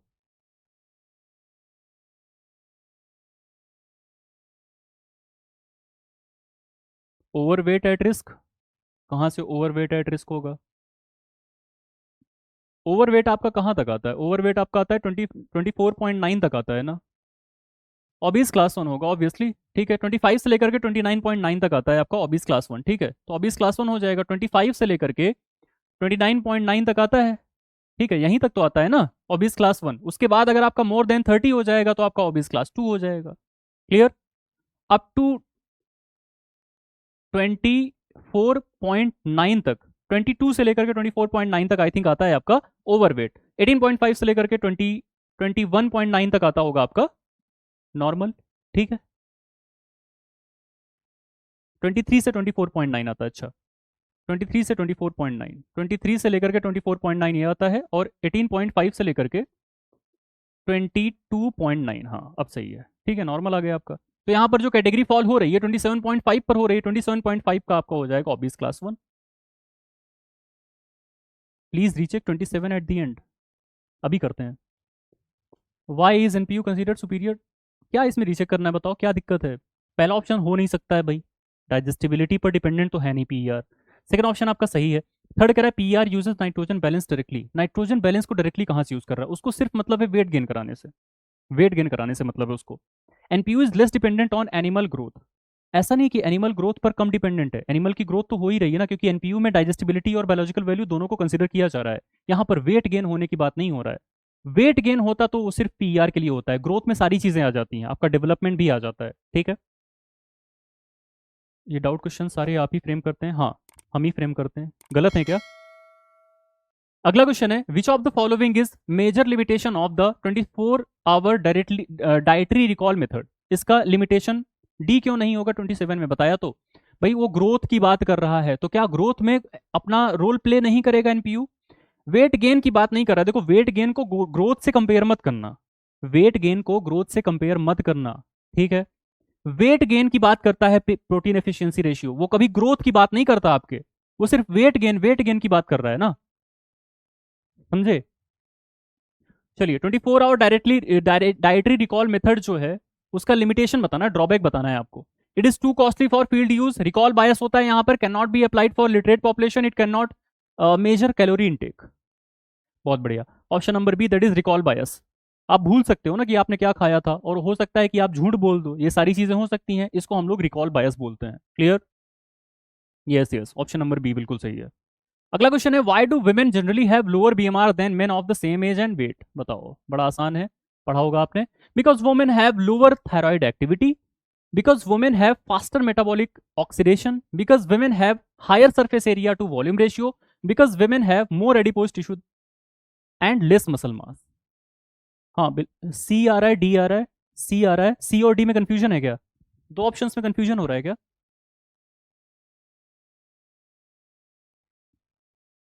दो ऑप्शन में कंफ्यूजन हो रहा है क्या? डी आ रहा है, because women have higher surface area to volume ratio. Surface area to volume ratio कहाँ से ज्यादा हो जाएगा भाई? वुमेन की हाइट बहुत ज्यादा थोड़ी होती है, ऐसा कुछ थोड़ी ही है। टॉलर तो है नहीं, वो टॉलर होती। यहाँ पर टॉल और शॉर्ट का यहाँ पर अगर आपको कंपेरिजन करना होता तब तो ठीक होता। ठीक है, ऐसा तो बताया नहीं गया आपको कि वुमेन लंबी होती हैं और मेन छोटे होते हैं, ऐसा कहीं लिखा तो है नहीं। तो जाहिर सी बात है ऑप्शन नंबर डी हो जाएगा कि विमेन का एडिपोज टिश्यू ज्यादा होता है। सबको पता है कि एडिपोज टिश्यू ज्यादा होती है विमेन के अंदर, मसल का मास उनके अंदर कम होता है। इसी का उल्टा मेन के अंदर होता है, मेन के अंदर मसल का मास ज्यादा होता है, एडिपोज टिश्यू कम होता है। क्लियर? ऑप्शन नंबर डी यहां पर करेक्ट हो जाएगा। अगला क्वेश्चन है, at which stage of life BMR is the highest? Early adulthood, middle age, infancy, old age? C आ रहा है, सी आ रहा है।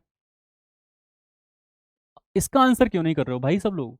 ये तो आसान है ना।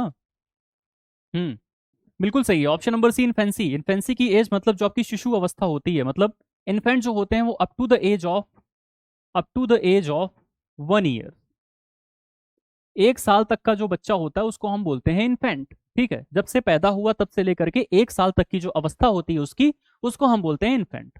तो उसका जो आपका बीएमआर होता है वो सबसे ज्यादा होता है। देखते नहीं हो, उसमें एक्टिविटी बहुत तेजी से चलती है, उसकी जो ब्रीदिंग रेट होती है बहुत तेज होती है। ठीक है, बहुत तेजी से ग्रोथ करता रहता है। क्लियर? तो ऑप्शन नंबर सी यहां पर सही हो जाएगा। ठीक, क्लियर? नहीं नहीं, up to 1 year, up to 1 year, infant up to 1 साल। ठीक है, अगला क्वेश्चन है, how does body surface area influence BMR? कैसे बॉडी सरफेस एरिया इन्फ्लुएंस करता है बीएमआर को? 2 years highest, then low, 13 years high, then low. अच्छा अच्छा, आप ग्राफ बता रहे हो। हाँ, जो शुरुआत की इन्फेंसी की उम्र होती है उसमें उसका बीएमआर बढ़ेगा, फिर उसका घटना शुरू हो जाएगा, फिर एडोलेसेंट में बढ़ेगा, फिर हमेशा जीवन भर कम ही होता रहेगा। ठीक है, वही बात कर रहे हो? बिल्कुल। हाँ, smaller surface area higher BMR, larger surface area lower BMR, larger surface area higher BMR, surface area has no effect. क्या क्वेश्चन है, बढ़िया। ठीक है, बताओ। 32 का सी, सी सभी का सी है, बिल्कुल सही है। लार्जर सरफेस एरिया ज्यादा बीएमआर, लार्जर सरफेस एरिया पे कम नहीं होगा, स्मॉलर पे कम नहीं होगा, ज्यादा नहीं होगा, कम होगा। सरफेस एरिया का कोई इफेक्ट ऐसा कुछ नहीं होता। ठीक है, चलिए। What proportion of total energy expenditure does basal metabolic rate generally constitute? बताओ, 5 to 10, 25 to 30, 70 to 80, 60 to 65। अच्छा क्वेश्चन है, आपको अभी बड़ा आसान लग रहा होगा, रिवीजन करना बंद कर दो, यही हार्ड हो जाएगा। बताइए। हाँ, ज्यादा सरफेस एरिया ज्यादा बीएमआर, जितना लंबा इंसान है उतना ज्यादा उसका बीएमआर रहेगा। लंबा है तो सरफेस एरिया भी ज्यादा रहेगा। बताओ भाई, सभी लोग आंसर करो। D, D. ठीक है, ऑप्शन नंबर डी, 60 to 65%। ठीक है, 60 से 65% जो भी चीजें आप खाते हो उससे जो एनर्जी मिलती है वो बीएमआर में जाती है। आपके सोने में, आपके हार्ट की बीटिंग कराने में, आपके इंटेस्टाइन को काम करने में, आपके लीवर को, पैनक्रियास को काम करने में, जितनी भी इनवॉलेंट्री एक्टिविटीज चल रही है वो सबसे ज्यादा एनर्जी को यूटिलाइज करती हैं बॉडी के अंदर। क्लियर? उसके बाद फिजिकल एक्टिविटी, देयर आफ्टर आपका thermic effect of food. What does hypothyroidism affect BMR? How does hypothyroidism affect BMR? Hypothyroidism कैसे अफेक्ट करेगा बीएमआर को? कम कर देगा 30% तक, बढ़ा देगा 50 to 70%, कोई इफेक्ट नहीं रखेगा, बढ़ा देगा 10 से 12%। हाइपो।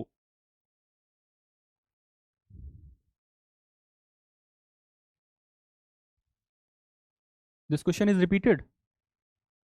नहीं, नहीं, इसको तो रिपीट रिपीट नहीं किया है। हाइपोथायरॉयडिज्म पूछा कहाँ है अभी?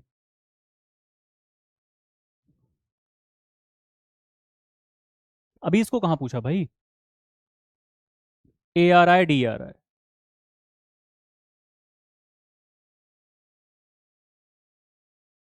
D, D, D. अगर इंक्रीज कर देगा ना 10 to 12%, तो हाइपोथायरॉयडिज्म वाला पेशेंट पतला होना शुरू कर देगा ना। ऐसा थोड़ी होता है। हाइपर इंक्रीज करता है, जी बिल्कुल सही कह रहे हो आप, हाइपर इंक्रीज करेगा। हमने तो हाइपो की बात किया है ना, हाइपो डिक्रीज करेगा, डिक्रीज यहाँ पर सिर्फ एक ही है ना, 30% तक, अप टू 30% कम कर सकता है। और अगर बीएमआर कम हो गया तो हाइपोथायरॉयडिज्म के पेशेंट को आपने देखा होगा कि मोटा होना शुरू हो जाता है। 33, अच्छा 33 की बात कर रहे थे आप। हाँ, तो हम यहाँ पर क्या करें कि अगर हाइपोथायरॉयडिज्म की अगर हम बात कर रहे हैं तो हाइपोथायरॉयडिज्म के पेशेंट को देखा होगा ना, अरे दो ही टाइप के तो पेशेंट आपने देखा होगा समाज में, ऐसे पेशेंट बढ़ते जा रहे हैं समाज में। पहले नहीं हुआ करते थे, आज से 10 साल पहले कोई थायराइड वायराइड जैसी बीमारी कुछ नहीं थी, 10-15 साल पहले अगर कह दो तो, ठीक है, मतलब प्रिवेलेंट नहीं थी, बहुत ज्यादा नहीं थी। तो अभी आपने देखा होगा दो टाइप के पेशेंट होते हैं थायराइडिज्म में, एक बहुत मोटे होते चले जाते हैं, फूलते चले जाते हैं, और एक पिचकते चले जाते हैं। और जो पिचक रहे हैं वो है हाइपर थायराइडिज्म वाले, जो फूल रहे हैं वो हाइपोथायराइडिज्म वाले हैं, ठीक है। और ये जो होते हैं ना हाइपो वाले, ये सुबह उठ करके ना गोली खाते हैं खाली पेट। वो गोली करती क्या है पता है? वो थायराइड की एक्टिविटी को बढ़ाती है। तो थायराइड की एक्टिविटी कम हो गई है तो सुबह ही उठते ही खाली पेट ये लोग गोली खा लेते हैं। तो दिन भर अब थायराइड की जो एक्टिविटी है ना वो बढ़ेगी थोड़ा सा, क्योंकि इनकी स्लो डाउन हो चुकी है। समझ गए इस बात को? समझे ना क्या कहना चाहते हैं? देखा होगा आप लोगों ने सुबह उठ के उनको गोली खाते हुए, वही वाले हैं ये। अगला आपके सामने, if a child above 3 years has a head circumference greater than chest circumference, it indicates. अगर एक बच्चा है, अगर एक बच्चा है जिसका कि हेड सर्कमफ्रेंस ज्यादा है चेस्ट सर्कमफ्रेंस से, तो इसका मतलब क्या होता है? पॉजिटिव एंड नेगेटिव थायराइड होता है। अच्छा जी। Healthy and well pattern growth हो रही है, अर्ली प्यूबर्टी है, मेल न्यूट्रिशन और ग्रोथ रिटार्डेशन है, हाई मसल डेवलपमेंट है बच्चे के अंदर। बिल्कुल सही है, ऑप्शन नंबर सी बिल्कुल सही है भाई। मेल न्यूट्रिशन और ग्रोथ रिटार्डेशन को ये चीज बता रही है। क्या कह रहा है समझो इसको। एक बच्चा है, 3 साल से ज्यादा का बच्चा है, उसका हेड का सर्कमफ्रेंस लिया गया, मतलब यहाँ पे एक टेप लगाया गया पीछे तक, ठीक है, इसको मेजर किया गया टेप लगा करके। उसके बाद उसके चेस्ट का सर्कमफ्रेंस लिया गया, यहाँ पे टेप लगा करके मेजर किया गया। अब ये कह रहा है कि जो आपका हेड का सर्कमफ्रेंस आ रहा है ये चेस्ट से ज्यादा आ रहा है, इसका जो सर्कमफ्रेंस आ रहा था टेप वाला वो इससे ज्यादा आ रहा है। तो बड़ी गलत बात है, बच्चे की ग्रोथ ही नहीं हो रही है, बच्चा मैल नरिश्ड है, ठीक है। तो बच्चा जो है उसकी ग्रोथ रिटार्डेशन है, उसके अंदर मैल न्यूट्रिशन है, क्लियर, ठीक है। अगला क्वेश्चन है, what happens to BMR after prolonged undernutrition. अगर आप बहुत दिनों से अंडर न्यूट्रिशन हो, ठीक है, मतलब कुछ खा पी नहीं रहे हो बहुत दिनों से, प्रोलॉन्ग्ड फास्टिंग चल रही है, तो उसमें होगा क्या? बीएमआर डिक्रीज हो जाएगा 20 to 30%, इंक्रीज हो जाएगा 30 to 40%, रिमेन्स अनचेंज्ड, इंक्रीज हो जाएगा एडाप्टिव मेटाबॉलिज्म से। बताओ। 36। ऐसे क्वेश्चंस को सभी लोग आंसर करो ना, क्योंकि ऐसे ही क्वेश्चन आएगा, इससे ज्यादा क्या पूछेगा क्वेश्चन, ठीक है।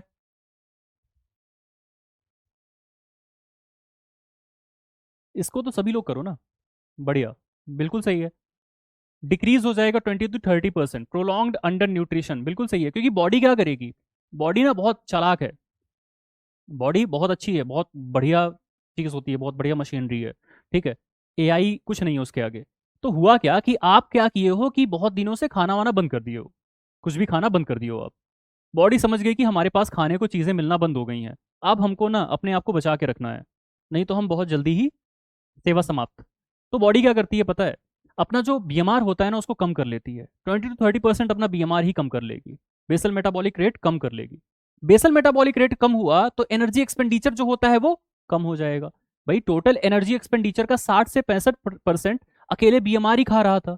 तो बीएमआर को स्लो डाउन अगर कर लिया बॉडी ने, तो आपका एनर्जी एक्सपेंडिचर भी स्लो डाउन हो जाएगा, मतलब आप कम एनर्जी में भी सर्वाइव कर लोगे। ये बॉडी करती है, ठीक है, तो इतनी चालाक है। तो ये चीज आपकी बॉडी यहां पर करती है, एडेप्टेशन है ये। At what ambient temperature is the basal metabolic rate lowest in humans. Basal metabolic rate lowest कौन से टेम्परेचर पर होगा? एम्बियंट टेम्परेचर, इन्वायरमेंटल टेम्परेचर की बात हो रही है यहाँ पर, 15, 20, 26, 32। बॉडी टेम्परेचर की बात नहीं हो रही है, इन्वायरमेंटल टेम्परेचर की बात हो रही है। बताइए भाई। 37 बिल्कुल सही है, option number C 26। 26 degree Celsius पर हमारी बॉडी का बीएमआर सबसे नॉर्मल रहता है, ठीक है। 26 से नीचे करोगे तो ठंड लगेगी, ठंड लगेगी तो कपकपी होगी, ठीक है, शिवरिंग होगी, शिवरिंग होगी तो बीएमआर बढ़ जाएगा। 26 से ऊपर कर दोगे तो बॉडी में गर्मी लगेगी, गर्मी लगेगी तो क्या होगा, पसीना निकलेगा, पसीना निकलेगा तो बीएमआर बढ़ जाएगा। दोनों केसेस में बीएमआर बढ़ता है। ठंडी होगी बॉडी तब भी बीएमआर बढ़ेगा, शिवरिंग होने लगती है ना इस वजह से, और गर्म होगी तब भी बीएमआर बढ़ने लगता है। ठीक, चलिए, which of the following correctly associates with an increase in BMR. ठीक है, बीएमआर जब बढ़ रहा है तो उसमें से कौन सी चीज में से सही है, सेडेंटरी लाइफ, अच्छा कौन सी चीज की वजह से बीएमआर बढ़ रहा है ये बोल रहा है आपसे। Sedentary lifestyle and low muscle tone अगर आपकी है तो बीएमआर बढ़ेगा, कैफीन और निकोटीन कंजम्पशन कर रहे हो तो बीएमआर बढ़ेगा, बहुत समय से भूखमरी का शिकार हो और बुढ़ापा आ रहा है तो बीएमआर बढ़ेगा, हाइपोथायरॉयडिज्म है और बहुत ज्यादा सो रहे हो तब बीएमआर बढ़ेगा। एसी को 26 पर चलाएं, हाँ भाई सही है, एसी को 26 पे चलाइए। अब तो गवर्नमेंट भी कह रही है कि 20 से नीचे करना ही नहीं है, अच्छी चीज है। देखो गवर्नमेंट ये सब स्टडी वगैरह करके बोलती होगी, ऐसे तो फालतू में बोलती नहीं होगी। कितना बोला था गवर्नमेंट ने, अभी कितने डिग्री सेल्सियस बोले थे गवर्नमेंट ने?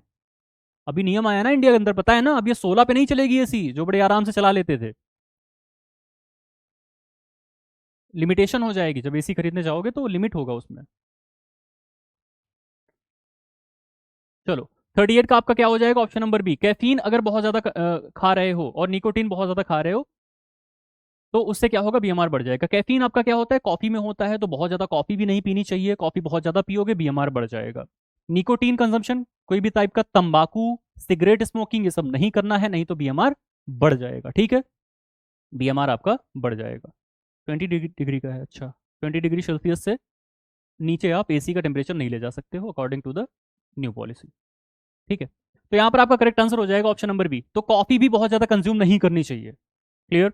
अगला क्वेश्चन है, protein efficiency ratio is defined as amount of nitrogen retained per gram of protein consumed. अच्छा क्वेश्चन है, देखो ये सब यही सब पूछेगा।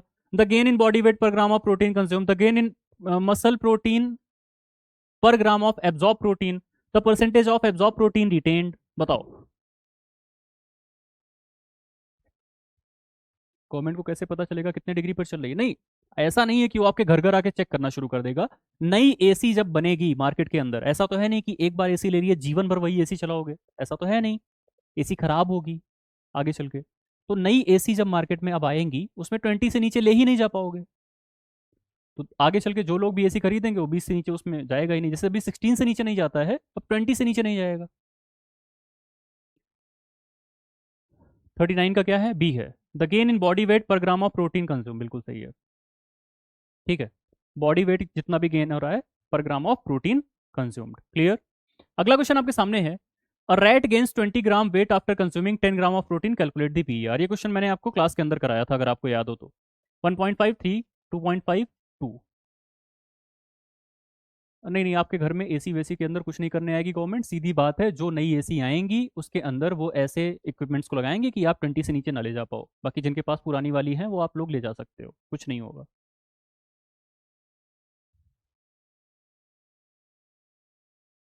बताओ भाई।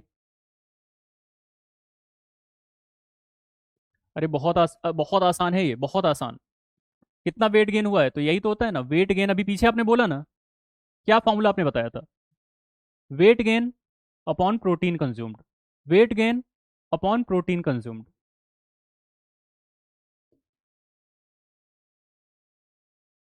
वेट गेन हो गया उसका 20 ग्राम, अपॉन प्रोटीन कंज्यूम्ड है 10 ग्राम, दो हो गया, ऑप्शन नंबर डी। ठीक है, बिल्कुल सही है।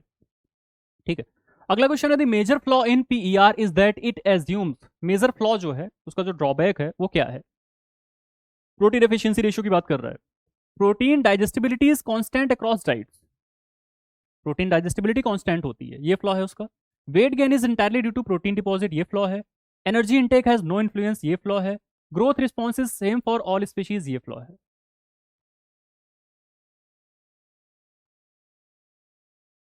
मेजर फ्लॉ,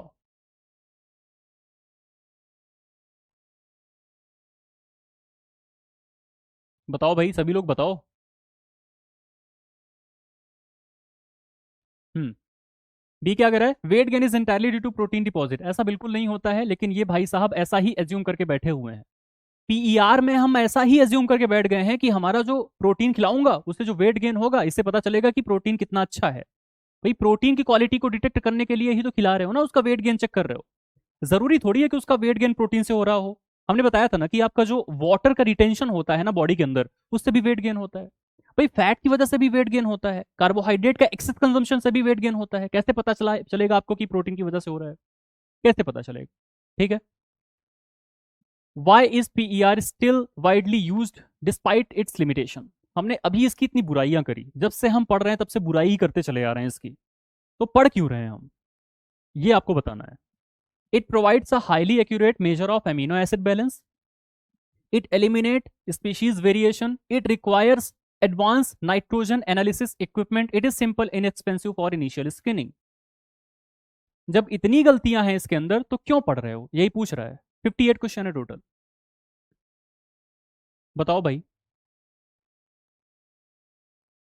हम्म क्योंकि बाकी जो मेथड्स है ना वो थोड़ा सा कॉम्प्लिकेटेड है। क्लियर? ये बिल्कुल कॉम्प्लिकेटेड नहीं है। खिला दो, वेट गेन जितना हो रहा है उसको पता कर लो, सीधी बात। क्लियर? तो इस वजह से जो इनिशियल स्क्रीनिंग होती है ना, इनिशियल स्क्रीनिंग होती है, उसके लिए आप इसका इस्तेमाल कर सकते हो। पैसे वैसे लगने नहीं है इसमें बहुत ज्यादा, सिंपल सा मेथड है। तो ऑप्शन नंबर डी आपका करेक्ट आंसर हो जाएगा। डिस्पाइट ऑफ जितनी भी इसके अंदर बुराइयां हो, ये सारी तो अच्छाइयां हैं इसकी। तो इनिशियल स्क्रीनिंग करना है तो पीईआर का इस्तेमाल कर सकते हो। ठीक है, चलो। The thermic effect of food typically increases heat production for how long after eating? जब आप खाना खा लेते हो तो उसके अंदर उसके बाद कितने देर तक हीट प्रोडक्शन देखने को मिलता है बॉडी के अंदर, जिसको कि हम लोग बोलते हैं thermic effect of food. Clear? 15 to 30 minutes, 1 to 3 hours, 4 to 6 hours, 8 to 10 hours. Screening करते हैं तो प्रोटीन डाइट ही देते होंगे। बताया था ना। किसके ऊपर स्क्रीनिंग कर रहे थे हम लोग इनिशियली? एल्बिनो रैट्स के ऊपर स्क्रीनिंग कर रहे थे, जो लगभग 21 दिन के होते हैं। कितना परसेंट प्रोटीन थी उसके अंदर, याद आ रहा है कुछ? बोलो बोलो, कितना परसेंट प्रोटीन मैंने बोला था कि टेस्ट डाइट में कितना परसेंट प्रोटीन देते हैं जब उसके वेट गेन को हमको देखना होता है तो? बोलो भाई। कुछ बताया था कि जो एल्बिनो रैट होता है 21 दिन का, उसको हम लोग अगले 28 दिन तक खिलाते हैं। एक डाइट खिलाते हैं, उस डाइट के अंदर कितनी परसेंट प्रोटीन होती है? ऐसे करोगे क्या? 43 का एक्सप्लेन करना है, कर देते हैं। ऑप्शन नंबर बी सही है भाई, यहाँ पर 1 to 3 आवर्स। 10% बिल्कुल सही है भाई। 10% का उसके अंदर प्रोटीन रखते हैं। 10% प्रोटीन वाली डाइट हम लोग उसको खिलाते हैं। उसके बाद हम लोग उसका वेट गेन चेक करते हैं। क्लियर हुआ? तो इंटायर प्रोटीन की डाइट नहीं होती है वो, 10% प्रोटीन की डाइट होती है वो। 28 दिन तक खिलाते हैं, उसके बाद उसका वेट गेन चेक करते हैं और एवरेज वेट लिया जाता है। बहुत सारे एल्बिनो रेट को एक साथ खिलाया जाता है। क्लियर? तो देखो यहाँ पर इसको एक्सप्लेन करने की बात हो रही है, इसको एक्सप्लेन करते हैं। आपने भोजन किया, आपने खाना खा लिया, ठीक है। खाना खाने के बाद आपकी बॉडी के अंदर थर्मोजेनेसिस होती है, जिसको हम लोग बोलते हैं thermic effect of food. Thermic effect of food का मतलब होता है कि जब आप खाना खा लेते हो तो उसके बाद उसको डाइजेस्ट करने में, उसको एब्जॉर्ब करने में, ट्रांसपोर्ट करने में, मेटाबोलाइज करने में, यूटिलाइज करने में, इन सब चीज़ों में बॉडी को काम करना पड़ता है। उस काम को करने के लिए मेटाबॉलिकली सारी सेल्स ना बड़ी एक्टिव हो जाती हैं। उसी मेटाबॉलिक एक्टिवेशन के दौरान हमारी बॉडी थोड़ा सा हीटअप होती है, क्योंकि सारी की सारी सेल्स एक साथ काम करना शुरू करेंगी तो बॉडी हीटअप हो जाएगी। अब आप कहोगे कि खाना खा रहे हो तो पेट और इंटेस्टाइन वगैरह को, लीवर वगैरह को काम करना चाहिए, पूरी बॉडी कहाँ से गर्म हो रही है? तो भाई पूरी बॉडी इसलिए गर्म हो रही है क्योंकि उसी खाने से सारी की सारी सेल्स को फूड मिलना है। तो सारी की सारी सेल्स वहां पर काम करती हैं। सारी सेल्स चाहती हैं कि हमारे पास तक फूड आ जाए। वो जितनी भी सेल हैं वो सारी सेल, अगर उसको एनर्जी चाहिए तो वो ग्लूकोज को तोड़ेगी ही तोड़ेगी, ऑक्सीडेशन होगा ही होगा, ग्लाइकोलिसिस क्रेब साइकिल चलेगी ही चलेगी। समझ रहे हो ना? तो इस वजह से बॉडी के अंदर जनरेट होती है हीट अगले 1 से 3 घंटे तक जब हम भोजन कर लेते हैं तो। क्लियर हुआ? उसी को बोलते हैं थर्मिक इफेक्ट ऑफ फूड, टीईएफ। तो यहाँ पर आपका 1 से 3 घंटे तक ये सारी चीजें होती रहती हैं। ठीक है भाई? 1 से 3 घंटे तक ज्यादा तेजी से होती है, बाकी भी होती ही रहती है। ऐसा नहीं है कि एकदम स्लो डाउन, एकदम रुक जाए, ऐसा कभी नहीं होता है। ठीक। अगला क्वेश्चन है, BMI is primarily use to, BMI को क्यों यूज करते हैं? मेजर करने के लिए टोटल बॉडी फैट को डायरेक्टली, डायग्नोज करने के लिए थायराइड डिसऑर्डर्स को, स्क्रीन करने के लिए अंडरवेट और ओवरवेट को, estimate total body water content को एस्टिमेट करने के लिए। बताइए।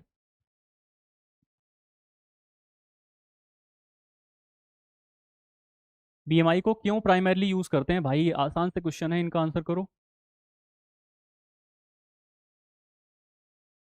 सही है भाई, बोलो ना, सभी लोग आंसर करो ना, क्या दिक्कत है? ऐसे क्वेश्चंस में क्यों परेशान होना है और भागना शुरू कर देते हो? भाग के कुछ नहीं मिलेगा, पढ़ना पड़ेगा। Under weight, over weight, obesity class 1, obesity class 2, यही सब तो बता रहे थे ना आप। तो उसी लिए होता है बीएमआई, इसीलिए तो मेजर करते हैं। जाहिर सी बात है।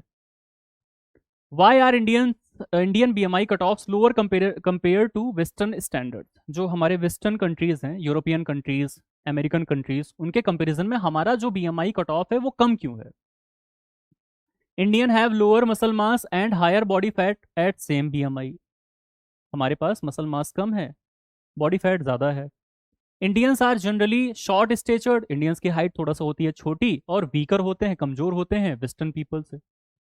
Indian have faster metabolism as compare to western people, Indian का मेटाबॉलिक रेट फास्टर होता है। Indians require more caloric intake as compare to western people, Indians को ज्यादा कैलोरी की जरूरत पड़ती है as compare to western people. बहुत बढ़िया, बहुत अच्छे। ऐसे करो क्वेश्चन। इंडियंस का जो मसल मास होता है वो कम होता है, बॉडी फैट ज्यादा होती है, और ये हमारा जेनेटिक्स नहीं है, ये हमारा जेनेटिक्स नहीं है, ये हमारी खुद की गलतियां हैं, ये हमारी बदमाशी है कि हम इस स्तर पे हैं। क्यों? क्योंकि हमारी फूड हैबिट हमने खराब करके रख दी है। क्लियर? कभी भी फूड हैबिट कभी ऑब्जर्व कर लेना किसी भी कंट्री का, इतनी वाहियात फूड हैबिट आपको नहीं मिलेगी। ये जितनी अपनी साउथ एशियन कंट्रीज हैं इनको छोड़ दो तो, ठीक है। हर जगह बॉइल्ड चीजें खाई जा रही हैं, हर जगह ग्रीन्स खाए जा रहे हैं, सैलेड खाए जा रहे हैं, हर जगह मिलेट्स खाए जा रहे हैं, एक्चुअल में सिर्फ पढ़ा नहीं जा रहा है, खाया भी जा रहा है। लेकिन इंडियंस नहीं मानेंगे, ठीक है। तो इस वजह से हमारी जो खराब गंदी आदतें हैं खाने पीने की, इसी वजह से हमारा मसल मास कम है, बॉडी फैट ज़्यादा है। और खाओ मैदे, मैदे, ठीक है, उसी से ये सब चीज़ें हो रही हैं। According to ICMR NIN 2020, the average height and weight for Indian men are approximately 1.65 metre and 60 kg। Men की बात हो रही है भाई, इंडियन मेन। 1.73, 65, 1.70, 55, 1.75, 70 kg। बताइए।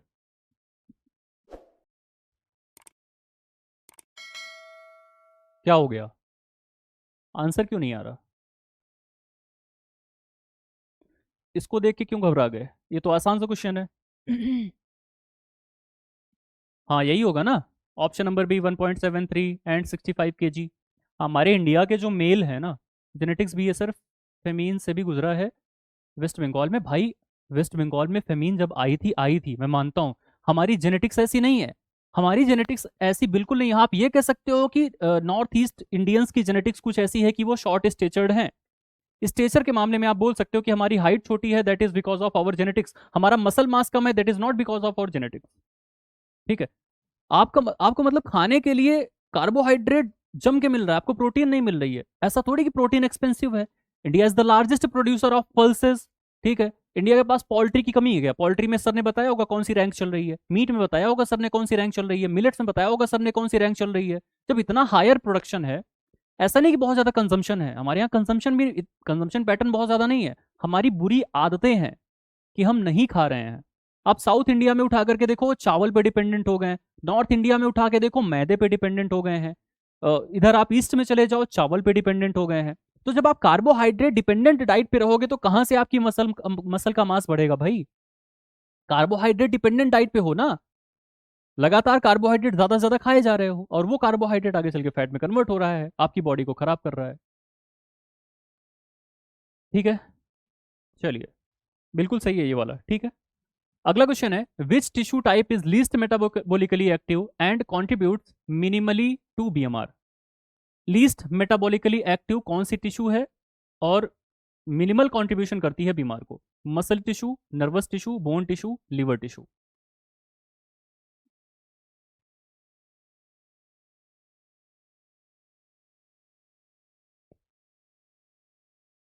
सबसे कम बीएमआर? 2025 का बता दो। 2025 का क्या बताना है? कौन सा डेटा? 25 का कौन सा डेटा? हाँ बिल्कुल सही है, बोन टिश्यू बिल्कुल सही है भाई, बोन टिश्यू बिल्कुल सही है, सबसे लीस्ट मेटाबॉलिकली एक्टिव होती है, ठीक है। मेटाबॉलिकली सबसे लीस्ट एक्टिव होती है। Option number C will be correct answer, ठीक है। मेटाबॉलिकली एक्टिव का मतलब समझ रहे हो, रेस्टिंग रेस्टिंग स्टेट पे जब आप हो, बीएमआर की बातें अगर होती हैं तो वहां पर रेस्टिंग स्टेट की बातें होती हैं। तो रेस्टिंग स्टेट पे सबसे कम मेटाबॉलिकली एक्टिव हमारी बोन टिश्यूज होती हैं। लेकिन यूजुअली जब हम फिजिकल एक्टिविटी को परफॉर्म करते हैं तो बोन अपना काम करती है, मूवमेंट परफॉर्म करोगे, ये सब जो कर रहे हो यहाँ पे सारी बोन्स अपना काम कर रही हैं, ठीक है। Bone and adipose tissue exactly, ठीक है। ये सबसे कम मेटाबॉलिकली एक्टिव होती है। As per ICMR and IN 2020 the average BMI for Indian women corresponding to reference height and weight is, बताओ निकालो बीएमआई। इंडियन वुमेन की रेफरेंस हाइट भी जानते हो, रेफरेंस वेट भी जानते हो, बीएमआई निकालो। नर्वस भी तो है सर। कंपेयर करोगे तो सबसे लीस्ट आपका बोन आएगा, इसको निकालो। मैं पिछला क्वेश्चन देख रहा हूँ। Muscle tissue, nervous tissue, liver tissue, नहीं, बोन टिश्यू सबसे लीस्ट होगी मेटाबॉलिकली एक्टिव। मैंने बोला था बोन टिश्यू और एडिपोज टिश्यू सबसे कम एक्टिव होती है, ठीक है। नर्वस टिश्यू सबसे लीस्ट कैसे होगी, दिमाग काम करता है भाई। 20, 21, 21.5, 22.9।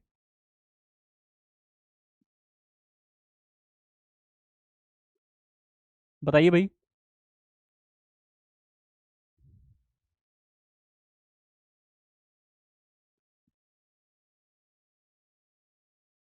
मेल का नहीं, वेमेन का बताना है ना यहाँ पे। रेफरेंस हाइट और रेफरेंस वेट, थोड़ा सा कैलकुलेशन है यहाँ पर, थोड़ा सा कैलकुलेशन है।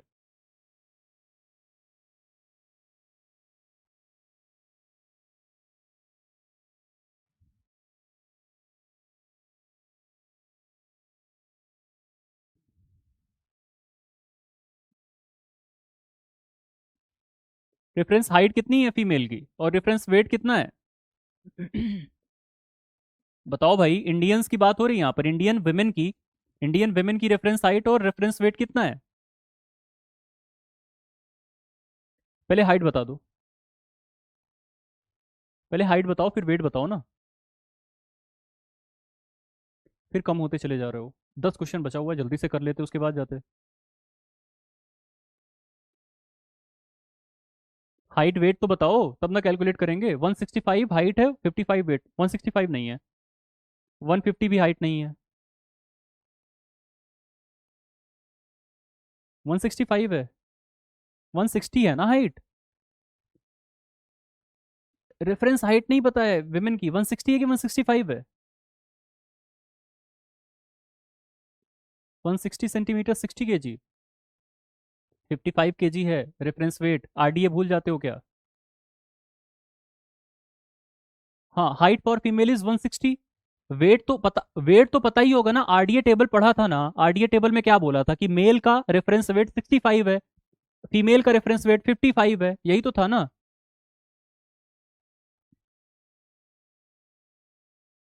देखो, रेफरेंस हाइट जो है वो 160 है फीमेल्स की, इंडियन फीमेल जो है उनकी एवरेज हाइट जो है वो 160 सेंटीमीटर है, ठीक है। और रेफरेंस वेट जो है इंडियन फीमेल्स का वो है 55 kg, ठीक है। अब करो, weight upon height in metre square, 55 divided by 1.6 into 1.6। करो इसको, कैलकुलेट करो कितना आएगा।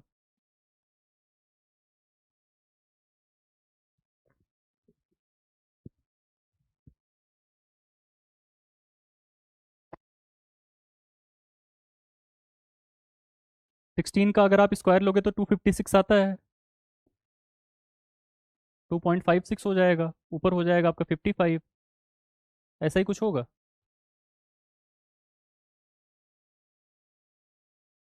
22 के करीब आएगा, अगर मैं इसको 2.5 कंसीडर कर लूँ तो 2.5 टू ज़ा 5 हो जाएगा, और 2.25 टू ज़ा 5, 22 के करीब आएगा यहाँ पर।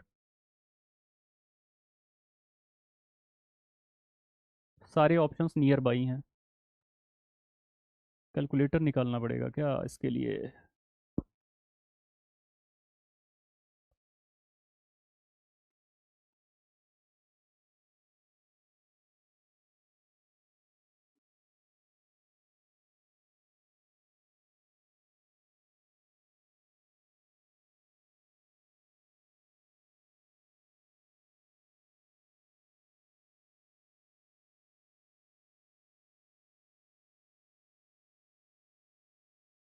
22 एग्जैक्ट आ रहा है इसका तो। 22 एग्जैक्ट आ रहा है, 22 कोई ऑप्शन ही नहीं है।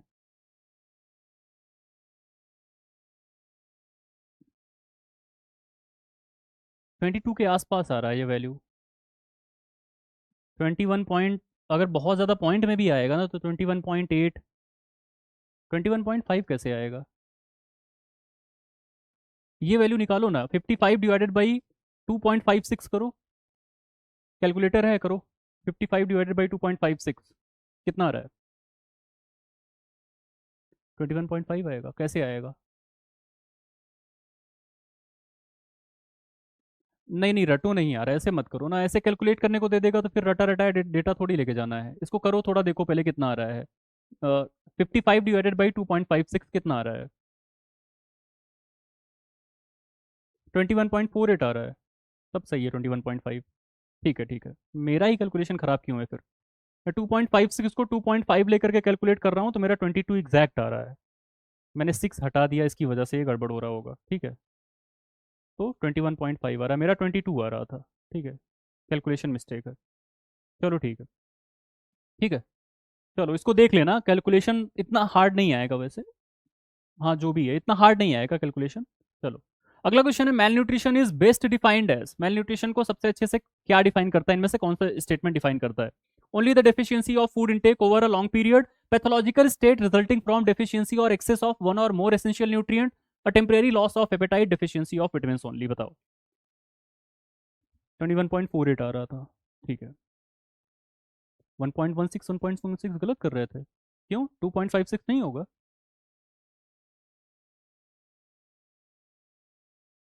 16 का स्क्वायर कितना होता है? 256 ही होता है ना, तो 2.56 नहीं होगा?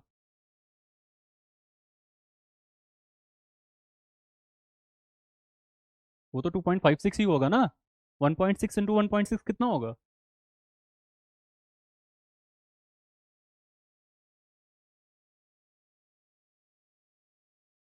फोर्टी नाइन का बी बिल्कुल सही है। Pathological state resulting from deficiency और एक्सेस ऑफ वन और मोर एसेंशियल न्यूट्रिएंट्स, ठीक है।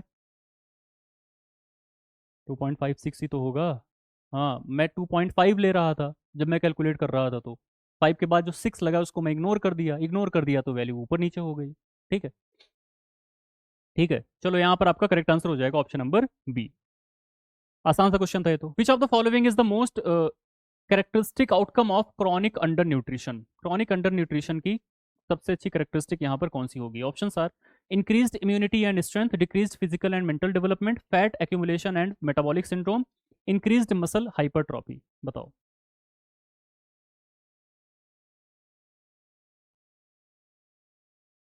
हाँ, 16 का स्क्वायर 256 होता है, तो 1.6 का हो जाएगा 2.56। क्रॉनिक अंडर न्यूट्रिशन की बात कर रहा है। Increased immunity and strength, decreased physical and mental development, fat accumulation and metabolic syndrome, increased muscle hypertrophy. बताइए। बी।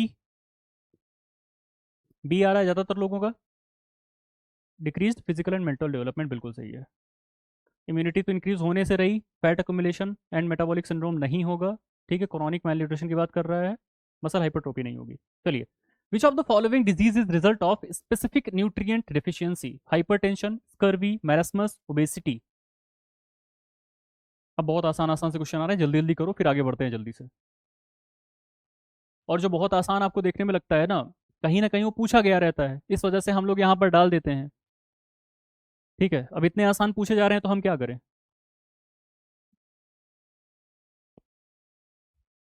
51 का बताइए भाई।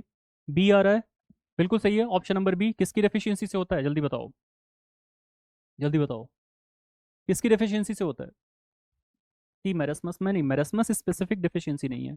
विटामिन सी एग्जैक्टली, ठीक है। तो विटामिन सी की डेफिशिएंसी से ये रोग देखने को मिलता है, ठीक है। Ascorbic acid. Protein energy malnutrition occurs due to only protein deficiency, only energy deficiency, deficiency of both protein and energy, deficiency of vitamin and minerals. B C both are correct. अभी आते हैं, सी पे भी आते हैं। मैरस्मस था ना सी पे, तो स्पेसिफिक डेफिशिएंसी मैरस्मस कहाँ से हो जाएगा? हाँ हाँ, विटामिन सी बिल्कुल सही है स्कर्वी का। मैरस्मस प्रोटीन एनर्जी मेल न्यूट्रिशन है, स्पेसिफिक डेफिशिएंसी थोड़ी है।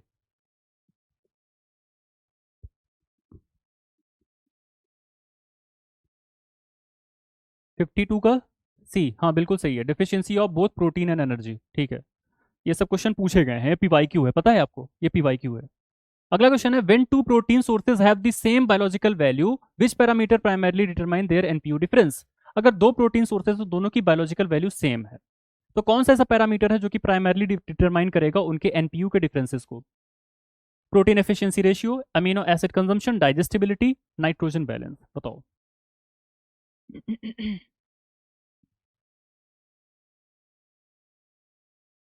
क्वेश्चन में ही आंसर है इसमें, तो इसमें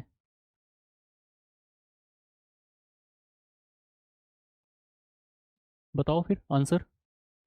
बिल्कुल सही है, ऑप्शन नंबर सी डाइजेस्टिबिलिटी। भाई यहाँ पर कह रहा है कि दो प्रोटीन सोर्सेज हैं जिनकी बायोलॉजिकल वैल्यू सेम है, तो कौन सा पैरामीटर यहाँ पर एनपीयू के बीच में डिफरेंसेस को डिटरमाइन करेगा, मतलब इनका एनपीयू जो आ रहा है ना वो अलग अलग आ रहा है। कहने का मतलब यही है, कहने का सेंस समझो इस क्वेश्चन का।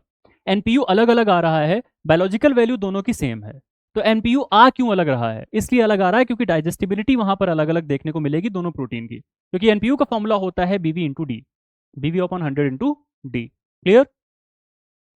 अगला क्वेश्चन है, which of the following best differentiates kwashiorkor and marasmus. Kwashiorkor energy deficiency होती है, मेरस्मस प्रोटीन डेफिशिएंसी। क्वाशियोरकर में एडेमा नहीं होता, मेरस्मस में एडेमा होता है। क्वाशियोरकर में प्रोटीन की डेफिशिएंसी होती है, मेरस्मस में प्रोटीन और एनर्जी दोनों की डेफिशिएंसी होती है। दोनों कंडीशन में आइडेंटिकल सिम्टम होते हैं, कोई भी अलग अलग सिम्टम नहीं देखने को मिलते। बताओ। 54।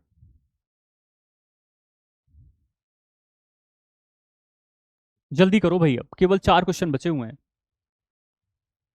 52 का, 52 का आते हैं अभी 52 पे, पहले कर लेते हैं एक बार ना, सारा कर लेते हैं फिर आ जाएंगे 52 पे हम। 54 का सी बता रहे हो आप लोग, क्वाशियोरकर प्रोटीन डेफिशिएंसी है, मेरस्मस दोनों प्रोटीन और एनर्जी की डेफिशिएंसी। अच्छा क्वेश्चन है, ठीक है, याद रखना ये सब चीजें लास्ट तक। अगला क्वेश्चन आपके सामने है, what which of the following is not one of the 4 major methods of nutritional assessment. Anthropometric, biochemical, clinical, physiology, psychological. Nutritional assessment का कौन सा मेथड नहीं है इनमें से। बड़े आसान आसान से क्वेश्चन है, बताइए भाई। ए आ रहा है, डी आ रहा है, सी भी आ रहा है, ऐसे करोगे क्या। डी आ रहा है। ए की बात करते हैं, एंथ्रोपोमेट्रिक, ये तो है ना भाई। कौन सा है ये नहीं पूछ रहा है, कौन सा नहीं है ये पूछ रहा है ना, which is not, not. Clear. Anthropometric है, उसी में तो एमयूएसी वगैरह निकालते हो। क्लियर। बायोकेमिकल भी है, इंजेक्शन से ब्लड निकाल के टेस्टिंग करा लेते हो। क्लिनिकल भी है, आंखें पीली तो नहीं है, जीभ पे कोई लाल सा धब्बा तो नहीं है, ठीक है, दांत पीले तो नहीं है, दांत खराब तो नहीं है, जो देख के बताते हो वो क्लिनिकल होता है। साइकोलॉजिकल ऐसा कुछ सुना था क्या, ऐसा कुछ नहीं होता। ठीक है जी। अगला क्वेश्चन है, which of the following is not a purpose of biochemical nutritional assessment.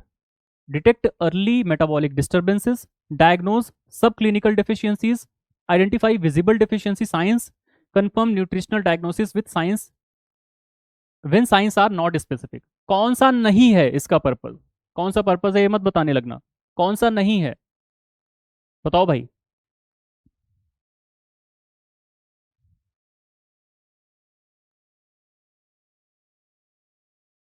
सभी लोग बताओ। डी, सी, बी, सब। डिटेक्ट अर्ली कौन सा नहीं है, कौन सा नहीं है इसका पर्पस। पहला देखो क्या कह रहा है, डिटेक्ट अर्ली मेटाबॉलिक डिस्टर्बेंसेस, पहले ही बता देगा, बीमारी होने से पहले बताता तो है, ब्लड टेस्ट करा के आओ बता देगा कि भैया अगर ऐसे ही चलता रहा तो 10 दिन बाद बीमार पड़ जाओगे और ये वाली बीमारी हो जाएगी। क्लियर, बता देता है। Subclinical deficiencies, subclinical deficiencies को भी बता देता है, ठीक है। Identify visible deficiency sign, visible deficiency sign यहां पर नहीं आने देता है, साइन आने से पहले ही आपको बता देगा, टेस्टिंग करोगे तो साइन आने से पहले ही बता देगा। Confirm nutritional diagnosis when signs are not specific, अगर कोई भी साइन आपके बॉडी के अंदर नहीं समझ में आ रहे हैं कि ये कौन सी डिजीज के हैं, तो उसको कंफर्म करने के लिए आप ब्लड टेस्ट कराते हो कि नहीं कराते हो। भाई आप डॉक्टर के पास गए, बोले कि सर हमको 2 दिन से बुखार हो रहा है, बहुत तेजी से बुखार हो रहा है और बहुत थकान सी महसूस हो रही है, लथार्जिक सा फील हो रहा है, मुझे क्या हुआ है। तो डॉक्टर ये नहीं कहेगा कि तुमको टाइफाइड हो गया, तुमको मलेरिया हो गया, पहले वो मलेरिया पैरासाइट करेगा टेस्ट, या फिर वो विडाल टेस्टिंग करेगा, या जो भी टेस्ट उसको परफॉर्म करना है जाकर के करवाएगा, फिर उसमें पॉजिटिव रिजल्ट आएगा तो उसके हिसाब से बोलेगा। तो बायोकेमिकल मेथड ही तो है, जो विडाल कर रहा है, जो एमपी कर रहा है, वो सब बायोलॉजिकल बायोकेमिकल ही तो है। ठीक है। The clinical method of nutritional assessment primarily focuses on, जो क्लिनिकल मेथड है न्यूट्रिशनल असेसमेंट का वो किस पे फोकस करता है? Measuring biochemical changes in blood, observing physical signs of nutrient deficiency, analysing nutrient intake in diet, measuring body fat distribution. बताइए।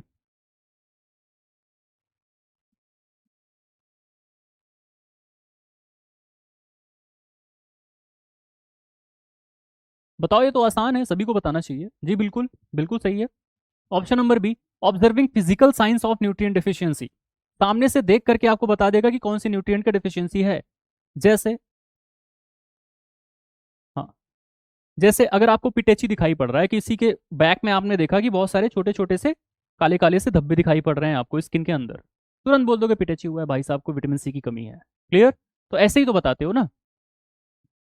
The dietary intake method evaluates, dietary intake method जो होता है वो क्या इवेलुएट करता है? Fat distribution and muscle mass, quantity and quality of food consumed by an individual और group, the rate of digestion and absorption of nutrient, metabolic enzyme activity. Dietary intake method, बताइए। I think last question होगा ये आज की इस class का।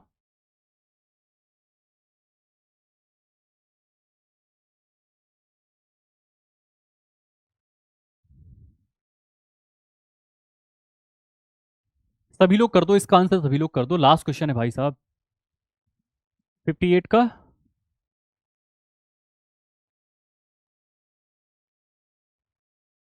B. अरे 24 our recall method याद आ रहा है, तो उसमें क्या बताता है वो? कैसी क्वांटिटी और कैसी क्वालिटी ऑफ फूड कंज्यूम कर रहा है कोई भी इंडिविजुअल या ग्रुप, जाके क्या पूछोगे क्या खाया था? बोलेगा दाल खाया था। कितना खाया था? तो बोलेगा एक कटोरी में खाया था इतना सा। तो क्या बताया उसने? दाल खाया था, मतलब कैसी क्वालिटी थी जो उसने खाया। एक कटोरी में भर के खाया था, क्या क्वांटिटी थी उसकी जो उसने खाया। यही तो बताएगा ना वो। तो वही इसमें बोल रहा है। ऑप्शन नंबर बी हो जाएगा। सी भी तो हो सकता है, rate of digestion and absorption of nutrient. नहीं भाई, कैसे आप रेट ऑफ डाइजेशन और एब्जॉर्प्शन पूछ लोगे उससे? बस जाके इतना ही तो पूछ रहे हो, क्या खाया था, कितना खाया था, बस यही तो पूछोगे। पिछले 24 घंटे में आपने क्या खाया था, कितना खाया था, उससे आपको कैसे पता चलेगा कि उसका रेट ऑफ डाइजेशन और एब्जॉर्प्शन ऑफ न्यूट्रिएंट कैसा है? समझ रहे हो ना? ठीक है, अब कौन से क्वेश्चन में कहाँ पे तकलीफ थी आपको बता सकते हैं, और जिनको जाना है आप लोग जा सकते हैं। ठीक है।